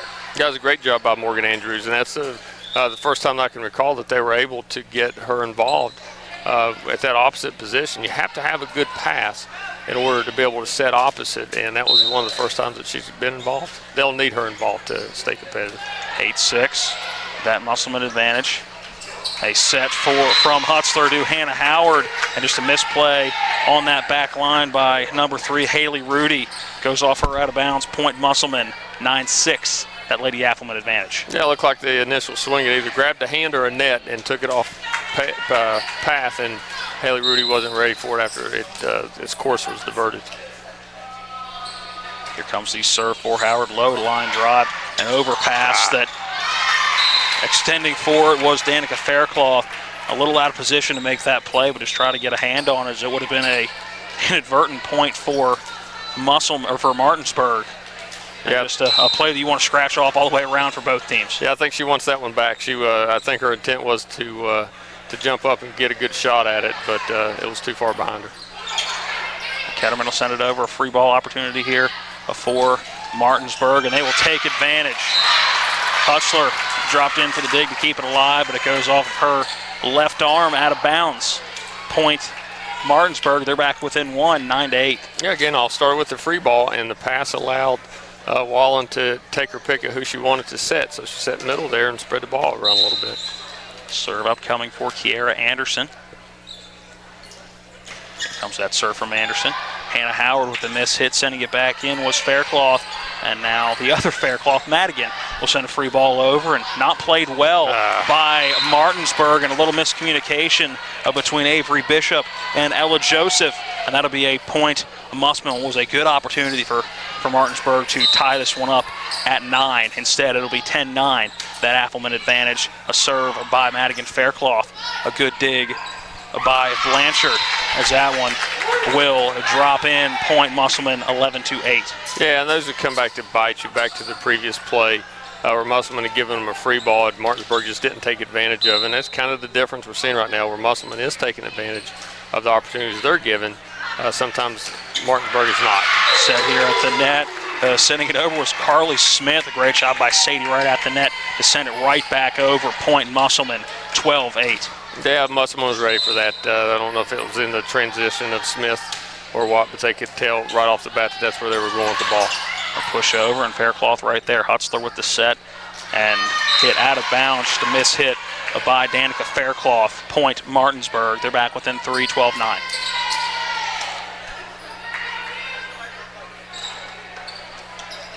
Running that one down on the far side of the gym is Madison Brenniger. Looks like Martinsburg's back to this 5-1 rotation or offense that they had played previously in the year. Here comes that serve from Brenniger to the back line. Hannah Howard mishit it a little bit. Now sending it over with the free ball will be Danica Faircloth. Here's a setup at the net. Out of bounds. Point Musselman. That was Kiera Anderson. Rising to the occasion, but just too strong. Out of the back of the court, out of bounds, 13-9. Now the Affelman advantage. Yeah, and it's an attempt to be aggressive, which is what they have to do, but sometimes those lead to errors. McCoy now on the serve, low line drive, and a miss hit going out of bounds, and that'll be an ace for Abby McCoy. Yeah, again, the strong serving tonight on the part of Musselman's causing all kind of trouble for Martinsburg. 14-9, a timeout on the floor taken by Coach Wallen of Martinsburg. Let's take the 30-second timeout as well. We'll be back with more from set number 2. Right now it's Musselman 14, Martinsburg 9. This is West Virginia High School Volleyball on TV 10. They're my closest friends. We've been through a lot together. Seeing our kids off to college, Kelly losing her mom, my 50th birthday, I trust them with so much. So when it came to my finances, I trusted Kelly's referral to her Ameriprise advisor. Beth gives me the comprehensive advice that helps me feel confident my financial future is secure. With the right financial advisor, life can be brilliant. Ameriprise Financial. Welcome back into the Martinsburg Fieldhouse. There should be an entire segment just on what is talked about in between. There should not be. Matt Miller and I talk about that all the time. There should be a between the segments shows. That'll be another ace for Abigail McCoy, 15-9 out of the timeout. And I'm not sure that's what Coach Wallen drew up. No, I'm sure it's not. Just a good solid float serve that's dropping right in front of them. Those are difficult to play. Another serve upcoming for McCoy, 15-9 of that advantage, and that one will be another ace for McCoy. Yeah, these serves are causing problems for Martinsburg. Has been all night. 16-9, the Appleman advantage here in set number 2. Another serve for McCoy. Again, back to that back line. Again, mishit a little bit. This one is playable. Will be sent over. Faircloth up to Hutzler at the net with the set and with the kill. Will be Faith Ketterman. Point Musselman 17-9, the advantage for the Appleman. Yeah, not to sound like a broken record, but it's too easy. Down balls and free balls to this team makes it too easy on them. Serve for McCoy. That's going to be a serving error to Point Martinsburg, 17-10. McCoy hit the top of the net, and a lot of times we see that one find its way over with the backspin. That one, no dice, falling in Point Martinsburg, 17-10. Yeah, and again, you're going to have those. We talked earlier about unforced errors, but when you serve like that, you have a couple aces in a row. I think a serve error is more acceptable. Hutzler with the set as Sadie Wright will just have to send it over. Tell not where she wanted it, but was able to send it over. Now Haley James will start the return, set by Hutzler, and a kill for Sadie Wright. Point Musselman. Again, too easy. Broken record, but it's too easy. It's a great pass by Haley James. It was a good set and a great kill by Sadie Wright. In-system volleyball at its best. Just remember, it's not a broken record if you're giving factual information. 18-10, that Appleman advantage. It will be Addie Walker on the serve. This one going deep into that back line. Playable, as that one too strong from number 7, Avery Bishop. Goes out of bounds. Point Musselman, 19-10. The Appleman advantage here in set number 2. Yeah, same, much of the same thing that we had seen in the first set, where Musselman going on these runs, and you have to minimize those if you're going to stay in the match. Walker with the serve and the 9-point advantage for the team in gray right now. Faircloth sends this one sky high up into the rafters. Not sure the one in the freshman game ever came down. Sending it over a free ball was Hannah Howard, and a good diving effort on the back line by number 5, Kiera Anderson. Just couldn't get it in the playable area. And that'll be a point Musselman, 20-10 here in set number 2. Yeah, and again, those are ones that you want to take advantage of. That was a kind of miscommunication on the part of Addison Walker and Hannah Howard, who should play the ball, and they sent a free ball over, and Martinsburg did not take advantage of it. Walker on the serve. And Faircloth sending it up to the net. Hannah Howard playing it, coming in. The diving effort was Addison Walker. Just a tough one for her to play, and that'll be a point Martinsburg, 20-11 here in set number 2. Yeah, those tight passes again. While they look like they're really good, but the closer they get to the net, the more difficult they are to play. Serve for Martinsburg. Rudy on that serve. Set by Hutzler here. Hannah Howard at the net, back corner. This one a sky high, but playable. And a good job by Martinsburg. Hutzler will send it to Hannah Howard, who sends it over again. A deep and a sky high return for Brenniger here at the net. A good dig by Haley James coming up towards the net. A set backwards and good play at the net by Hannah Howard. Up at the net was Morgan Andrews, but couldn't get it over. Hannah Howard right there. Not sure if she deflected it or whether it hit the net on the way over. Either way, it'll be a point Musselman, 21-11. Yeah, decent little rally there, and Martinsburg still trying to stay aggressive and play, but the strength of Musselman tonight's been their serving. It's sit right there, it's causing a lot of problems. Ace for Addie Miller. Her first action of this varsity match, and she gets an ace, 22-11. Timeout on the floor again, taken by Coach Wallen of Martinsburg. Again, we'll take a 30-second timeout and come back for the conclusion of set number 2. It is 22-11. A Musselman out in front. Back in 30 seconds. This is West Virginia High School Volleyball on TV 10. If you hang the WVU Medicine sign, certainly has helped take us to another level. Evolving what we try to do as physicians and as a health system and organization is the mission of WVU Medicine, and it's an exciting mission to be a part of. With the knowledge and the years of practice that they've put into this institution, they know a lot. They can help you, and they've helped me a lot. Having people treated locally enhances their overall care. How far away are we? Welcome back in to the field house. It'll be Walker again on the serve. With an overpass up to the net. Walker will come in and start the return.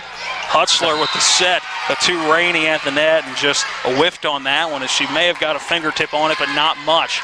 That'll be a point. Martinsburg 22-12. Yeah, just the timing of the play was off a little bit. Serve for Joseph for Martinsburg. Hutzler with the set here. Hannah Howard at the net, and that'll be a kill for Hannah Howard. Strong to the back line, and nothing Haley Rudy could do about that, but put her body in the way, and it deflects out of bounds. Point, Musselman 23-12. No, I have to remind myself sometimes, Matt, that she is a freshman. She's going to be fun to watch over the next couple of seasons. Absolutely.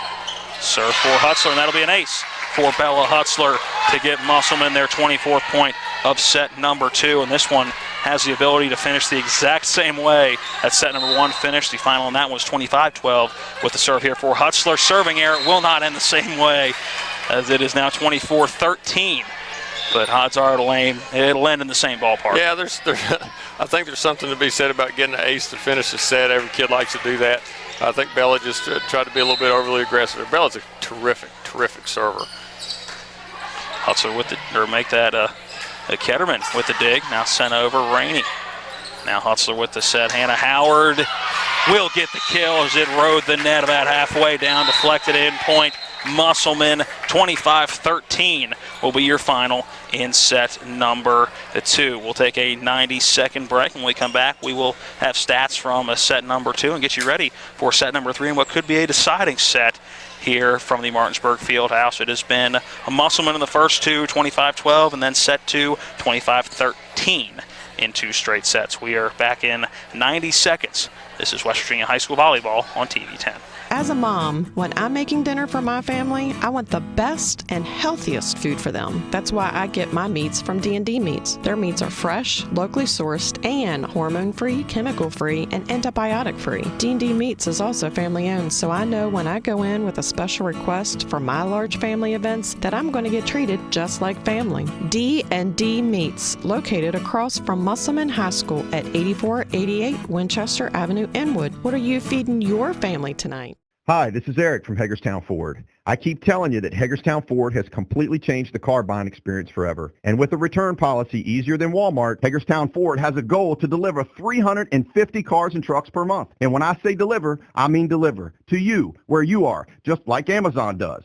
And if you don't want it, return it. No questions asked. The only way Hagerstown Ford can accomplish this extremely aggressive goal is to make the car buying process fast and easy. We simply refuse to play the dumb back and forth games that most dealerships want to play. There's absolutely no reason for you to waste your precious time at a car dealership. I assure you, there is no dealership from Winchester, Virginia to Washington, D.C. that can beat our price. There's no dealership that will allow you to return your new car if you don't want it. Hagerstown Ford absolutely has the best price, and we'll bring the car to you. And if you don't want it, return it, period. No questions asked. There's no reason to buy anywhere else. Visit HagerstownFord.com to schedule your VIP experience and get your new ride delivered to you. Contact dealer for details. Welcome back into Martinsburg High School. In the last 90 seconds, we have determined that Phil McCoy is not liked by babies, in case anybody was wondering. Not true, just Tegan, that's just one. I was going to say, you've raised a few yourself, so it can't be all babies. Well, I don't know. You have to poll my children to see. In 2 straight sets so far, it has been all Musselman 25-12 in set 1. Set 2 was 25-13. Let's take a look at some stats from set number 2. What you got for me, Philium? I had to check my phone to make sure, because they're sending me the stats up via phone, and I had to check it to make sure that it wasn't the same as the first set. But it looks almost identical, except for a few more aces in the second set on the part of Musselman. 3 coming from Abigail McCoy. But again, Hannah Howard with 4 kills, Sadie Wright had 4 kills, Faith Ketterman had 3, and that's much what it looked like the first set as well. There also, I'll point out passing, and volleyball people understand what this means. Musselman's passing at 2.31 in that last set, and that's incredible. That's a really good job from Musselman. So that's going to have to be our next conversation when you're talking deep volleyball lingo. Yeah, it's, really. You've given me quite a few so far this year, but that's going to have to be the next one, because I can't even begin to think about what that could possibly equate to. That's one of the easiest ones. Start of set number 3. Serving first will be Martinsburg. Here's that first serve, and that'll be an ace to start it off for Martinsburg, and ace for number 9, Ashley Wallen. Yeah, and from Musselman, you don't want to take too much into these. Take too much into those first 2 sets and lay off in this 3rd set. Serve for Wallen, a low line drive.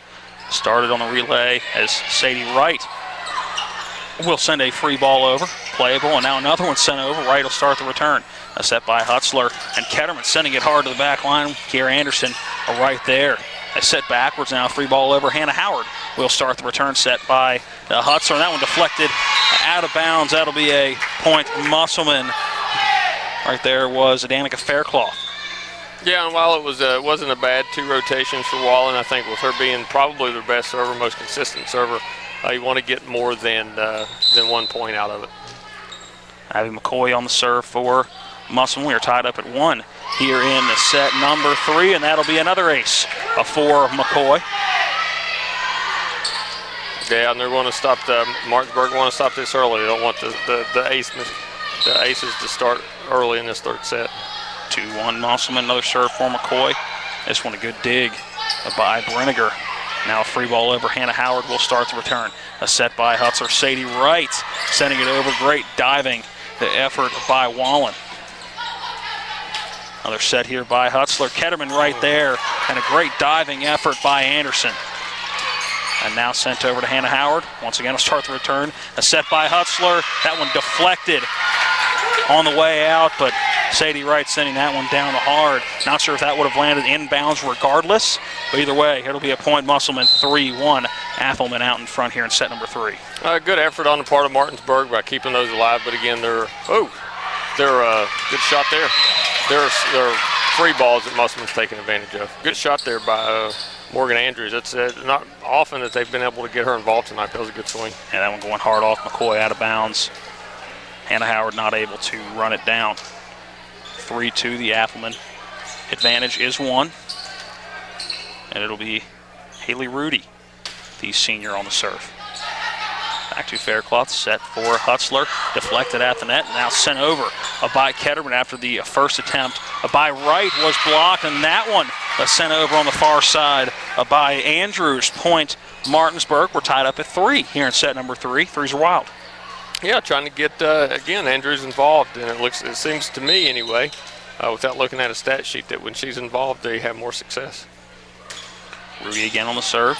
Good pass. Haley James sends it up to the front, and again deflected up front. That time it was Joseph keeping Sadie Wright from getting the kill and sending it over, and Martinsburg gains the lead 4-3. Yeah, and again, I'm going to give Martinsburg credit. The way that they lost those first 2 sets, it'd be really easy to pack it in. Let's see if they continue to play like this here in the 3rd set. Hutzler sets it up. Ketterman with the tip over.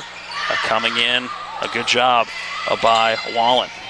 Now good net play, and another play right at the net. But that one's going to be a point. Musselman, what'd you see there, Phil? Because the Martinsburg faithful don't like it. Yeah, they called, looks like they called Joseph in the net on that, I believe. And I see the net jumping. Not quite sure if that was from the ball or from her.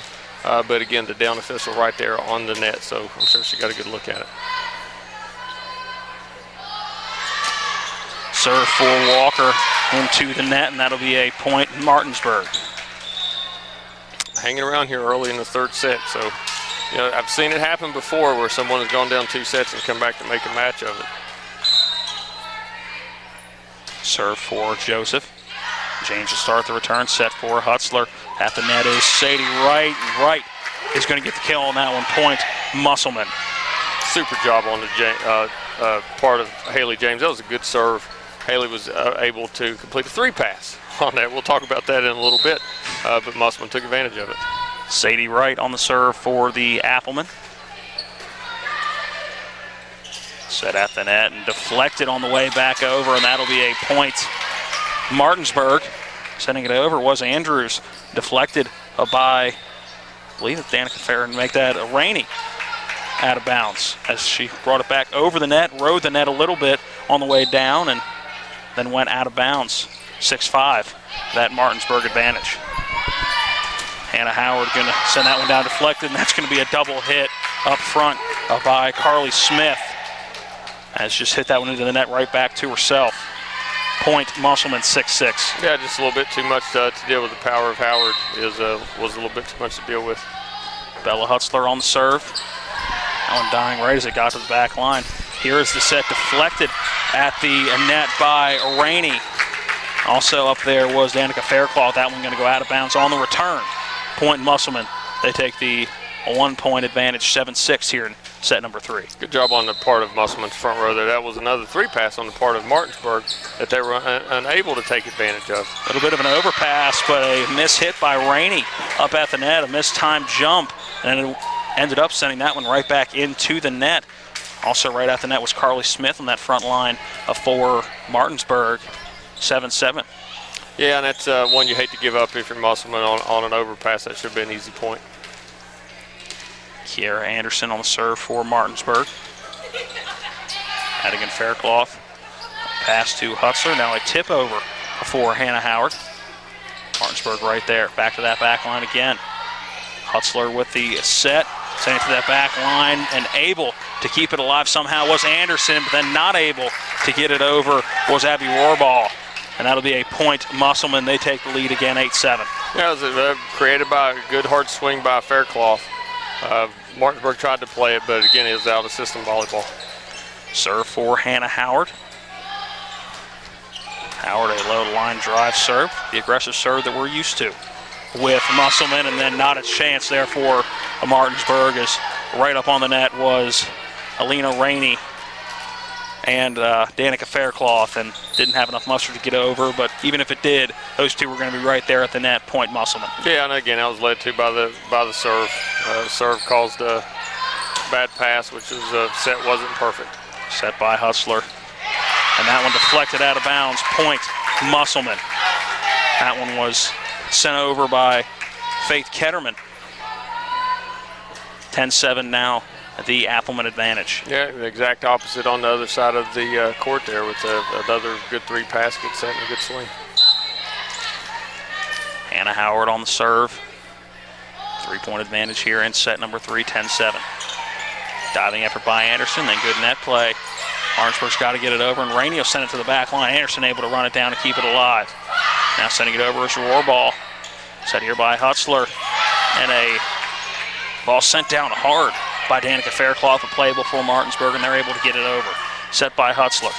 Ketterman's right there, blocked at the net, right back to Ketterman. Now a good setup opportunity again as Ketterman will tip it over. Does get over the net and playable now for Martinsburg. They'll send it to the back line, and that'll deflect over. Good job trying to get a number there. That was number 9. That was Ashley Wallen.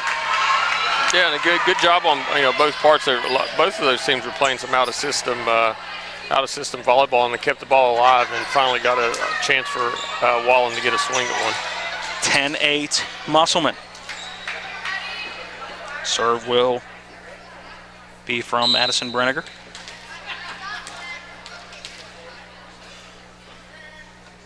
Here comes a serve from Brenniger. Gets over and a miss hit, and that's going to be an ace for Brenniger going off of Madigan Faircloth on the return. 10-9, Martinsburg back within 1. Yeah, we're starting to see Musselman fall out of character a little bit with their passes and some of their own unforced errors opposed to the first 2 sets. Brenniger on the serve. Back to Ketterman, now set to Ketterman, and she'll get the kill off the deflection there, point Musselman. Yeah, Ketterman was waiting on that after the last rally where she had a block. She was blocked. I'm sure she was licking her chops for that one. It'll be Madigan Faircloth on the serve. Sophomore with the serve, does send it over.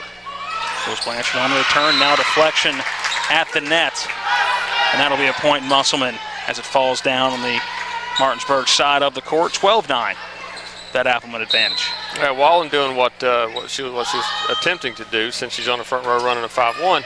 The pass was a little tight to the net, so she can take advantage of that and actually swing at it. So that's what she's trying to get accomplished. Great dig on the back line by Hutzler. Now sent over by Hannah Howard. Sent right back over, deflected, and that'll be a point Martinsburg, 12-10. Yeah, signs of life from Martinsburg here. Now they've got Morgan Andrews coming back in, rotated back around, and they stayed close. So see if they try to keep her involved. You and I were talking about how we didn't see the energy we were quite expecting in between the sets. from Martinsburg. They have come out ready to play here in set number 3, and they'll get another point as a over pass by Hannah Howard goes out of bounds. Point Martinsburg. They're back to within 1, 12-11. Yeah, it's good to see that it's not going away quietly.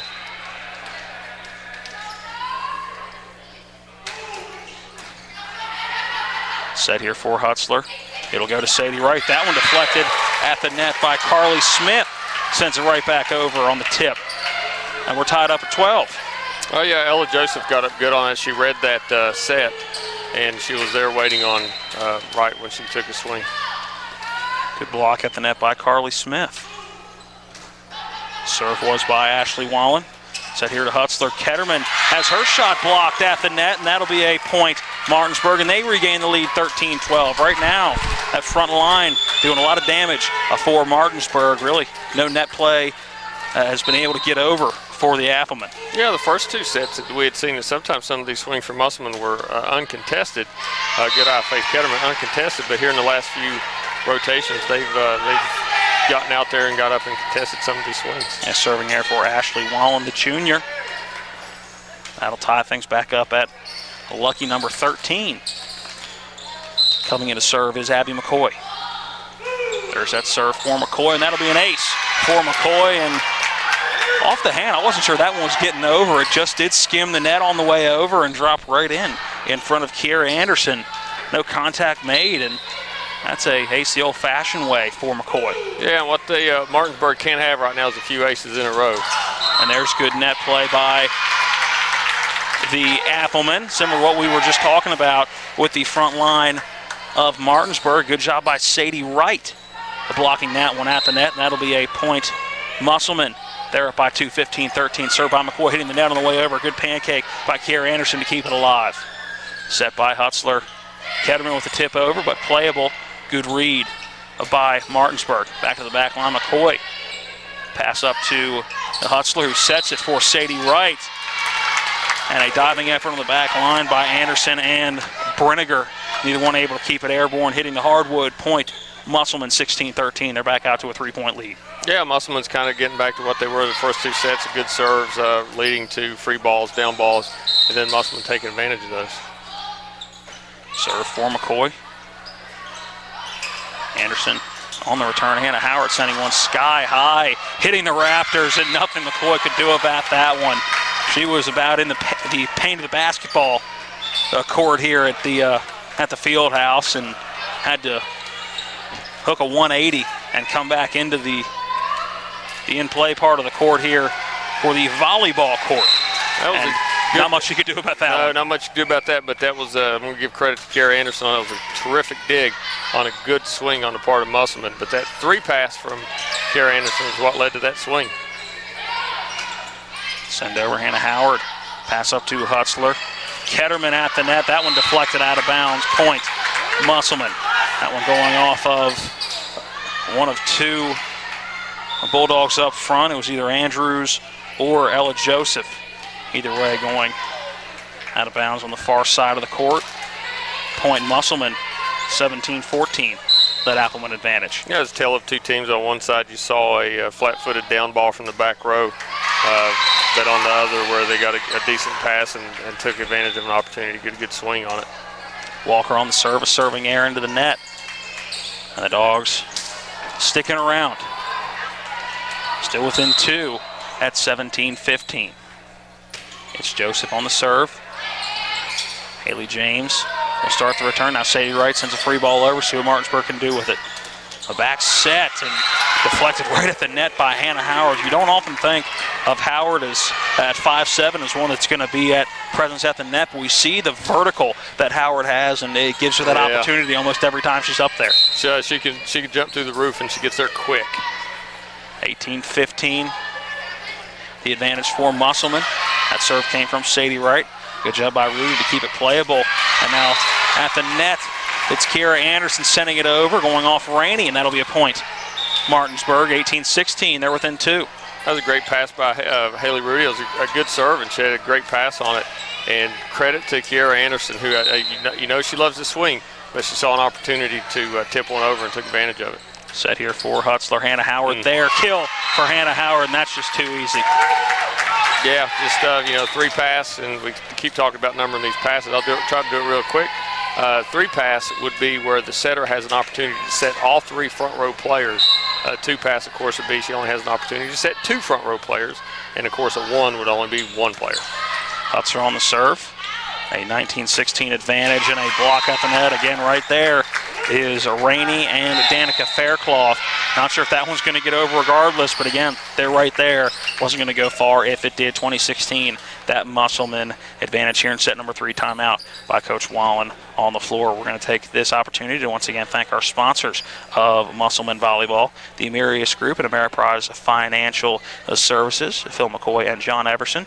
Phil, this is your opportunity to give a plug real quick. Yeah, as always, you can reach us at 304-263-4343 or come by and see us at 1270 Winchester Avenue in Martinsburg. The Emerius Group, a title sponsor for Musselman Appleman Volleyball, Eastern Panhandle Volleyball Club, D&D Meats, Anthony's Pizza, State Farm Day, Pippenbrink Insurance, Panhandle Dumpsters, Bechtel Jewelers, My Bank First United, WVU Medicine, Hagerstown Ford, and Parsons Ford.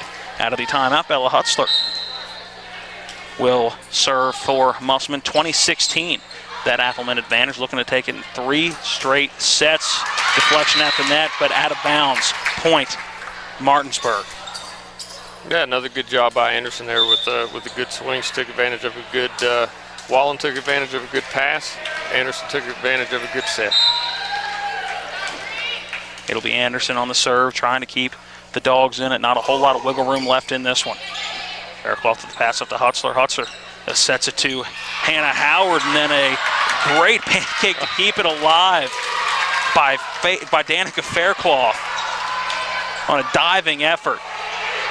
And great effort, just nothing to show for it on the scoreboard, because that'll be a point Martinsburg. They're back within 2, 20-18. Yeah, I thought that Martinsburg were celebrating a little bit too soon there. They were doing their stomp to get back into give each other congratulations.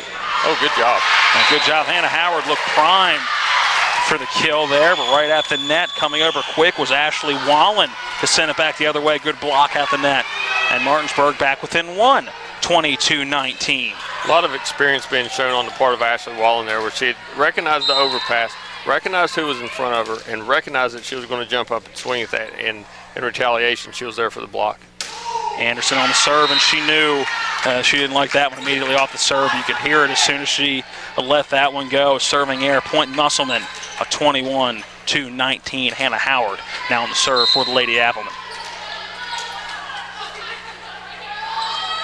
Serve from Howard, and that one hitting the top of the net and won't roll over. These are not forgiving nets here at Martinsburg. Again, we've seen most of those go over in the previous games we've called, but haven't seen too many hit the net and find their way over today.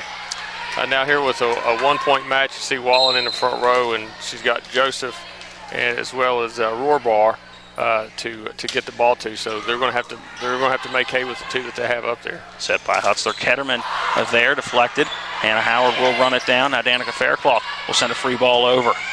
Rediger with the play up. And now sent to the back line as Hutzler sends it to that front line. Ketterman with the tip. And that one's going to hit the net. Is it playable? It is, as Rainey will send it to the back line. And not able to run it down is Blanchard. But a great effort on both sides. A couple of diving plays, a couple of great efforts on both sides of the court. That one's going to be a point Musselman. We just talked about the experience of Wallen and how she came up in retaliation of that overpass. I'm going to go the same route over there with Lena Rainey. How she had jumped up, and I could kind of see her eyes from here where she really wanted to swing at that, but she looked deep into the court and there was no one there, so she just put it there. Missed it by Yukari Blanchard, and that's going to be an ace for Madigan Faircloth. 23-20, and we have a timeout on the floor. We'll keep it here as Musselman just 2 points away from taking this in 3 straight sets. We talked about it in the pregame show. This is a Martinsburg team that has not beat a Berkeley County opponent this year. So, Phil, you've talked about it. Their fate is pretty much set when it comes to sectional play. So, right now they're playing for the love of the game, playing for pride, and just playing to get experience going into the postseason. Yeah, and also, as we saw in the first set, they may also be looking for some sort of combination that's more competitive when they get into sectionals. You see the first set they try to run a 6-2, and I could be mistaken, but Rohrbar is getting more time at outside for them here in this third set. So they're trying different combinations. to see what may work. Wallen couldn't get it over the net, but the two Applemen right there. It was Danica Faircloth and Sadie Wright. Point Musselman 24-20. See if Madigan Faircloth can end it here. Out of rotation. And not the way you want to finish a 4 Martinsburg, but that'll be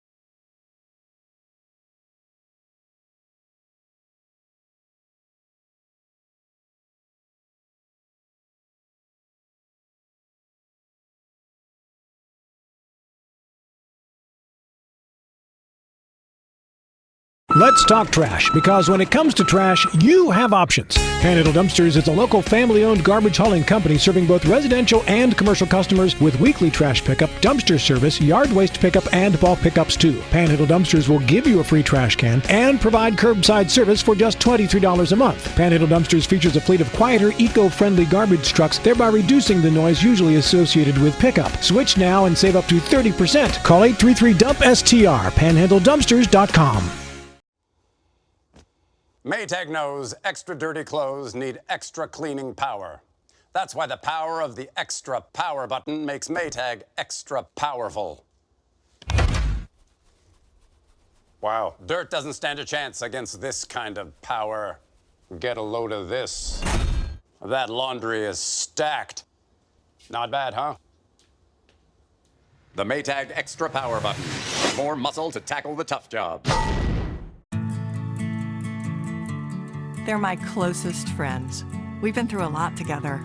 Seeing our kids off to college, Kelly losing her mom, my 50th birthday, I trust them with so much.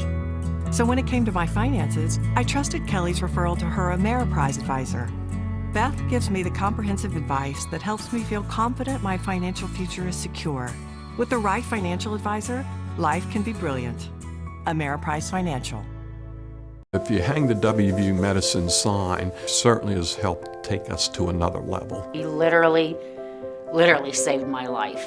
It's just mind-boggling to me that he was able to do what he did. We're able to affect much more of a difference for our patients with these resources. Having people treated locally enhances their overall care. They treat you great, and they're down to earth in the West Virginia way that all West Virginians treat each other. Hi, this is Eric from Hagerstown Ford. I keep telling you that Hagerstown Ford has completely changed the car buying experience forever. And with a return policy easier than Walmart, Hagerstown Ford has a goal to deliver 350 cars and trucks per month. And when I say deliver, I mean deliver to you, where you are, just like Amazon does. And if you don't want it, return it. No questions asked. The only way Hagerstown Ford can accomplish this extremely aggressive goal is to make the car buying process fast and easy. We simply refuse to play the dumb back and forth games that most dealerships want to play. There's absolutely no reason for you to waste your precious time at a car dealership. I assure you, there is no dealership from Winchester, Virginia to Washington, D.C. that can beat our price. There's no dealership that will allow you to return your new car if you don't want it. Hagerstown Ford absolutely has the best price, and we'll bring the car to you. And if you don't want it, return it, period. No questions asked. There's no reason to buy anywhere else. Visit HagerstownFord.com to schedule your VIP experience and get your new ride delivered to you. Contact dealer for details. Ron Hawker here. You have no idea what Johnny's goes through to bring you the best seafood around. We have snow crab clusters, shrimp, crab meat, fish, all the best seafood you want at Johnny's. It's a tough job out here, but our customers are worth it. Johnny's with two great locations, 1456 Winchester Avenue, Martinsburg, and Route 11 South in Chambersburg. As a mom, when I'm making dinner for my family, I want the best and healthiest food for them. That's why I get my meats from D&D Meats. Their meats are fresh, locally sourced, and hormone-free, chemical-free, and antibiotic-free. D&D Meats is also family-owned, so I know when I go in with a special request for my large family events that I'm going to get treated just like family. D&D Meats, located across from Musselman High School at 8488 Winchester Avenue, Inwood. What are you feeding your family tonight?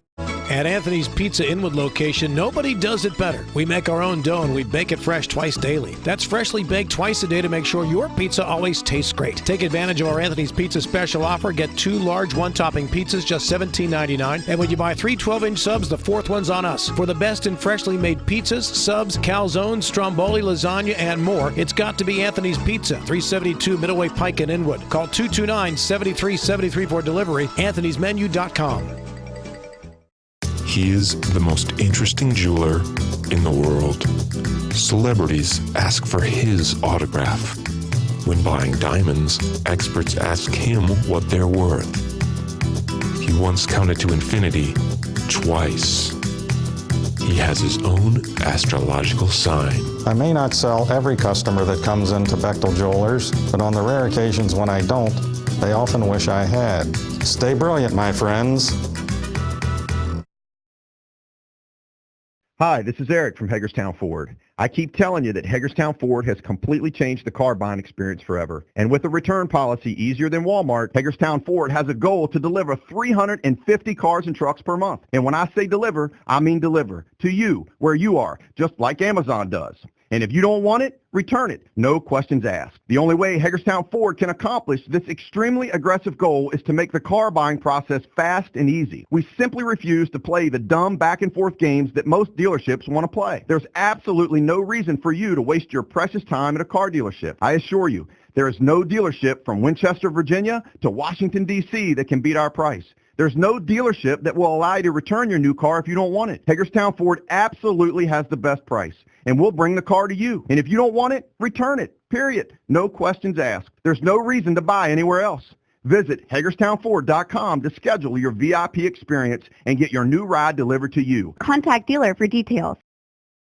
You've been watching play-by-play video coverage of West Virginia high school volleyball featuring the Eastern Panhandle Athletic Conference and the Musselman Applemen. Today's game has been brought to you by The Marius Group. Start planning for a brilliant future. The Eastern Panhandle Volleyball Club, West Virginia's leader in travel volleyball since 2001. D&D Meats at 8488 Winchester Avenue, Inwood. Anthony's Pizza. Nobody does it better. Dave Pippenbrink State Farm Insurance. Call 304-229-0029 today. Panhandle Dumpsters, because you have a choice. PanhandleDumpsters.com. Bechtel Jewelers, West Virginia's largest Pandora retailer. My Bank First United, Bank Local, and by Appalachian Heating and Air Conditioning, where quality meets comfort. TV 10 thanks you for watching today's presentation of Musselman Appleman Volleyball.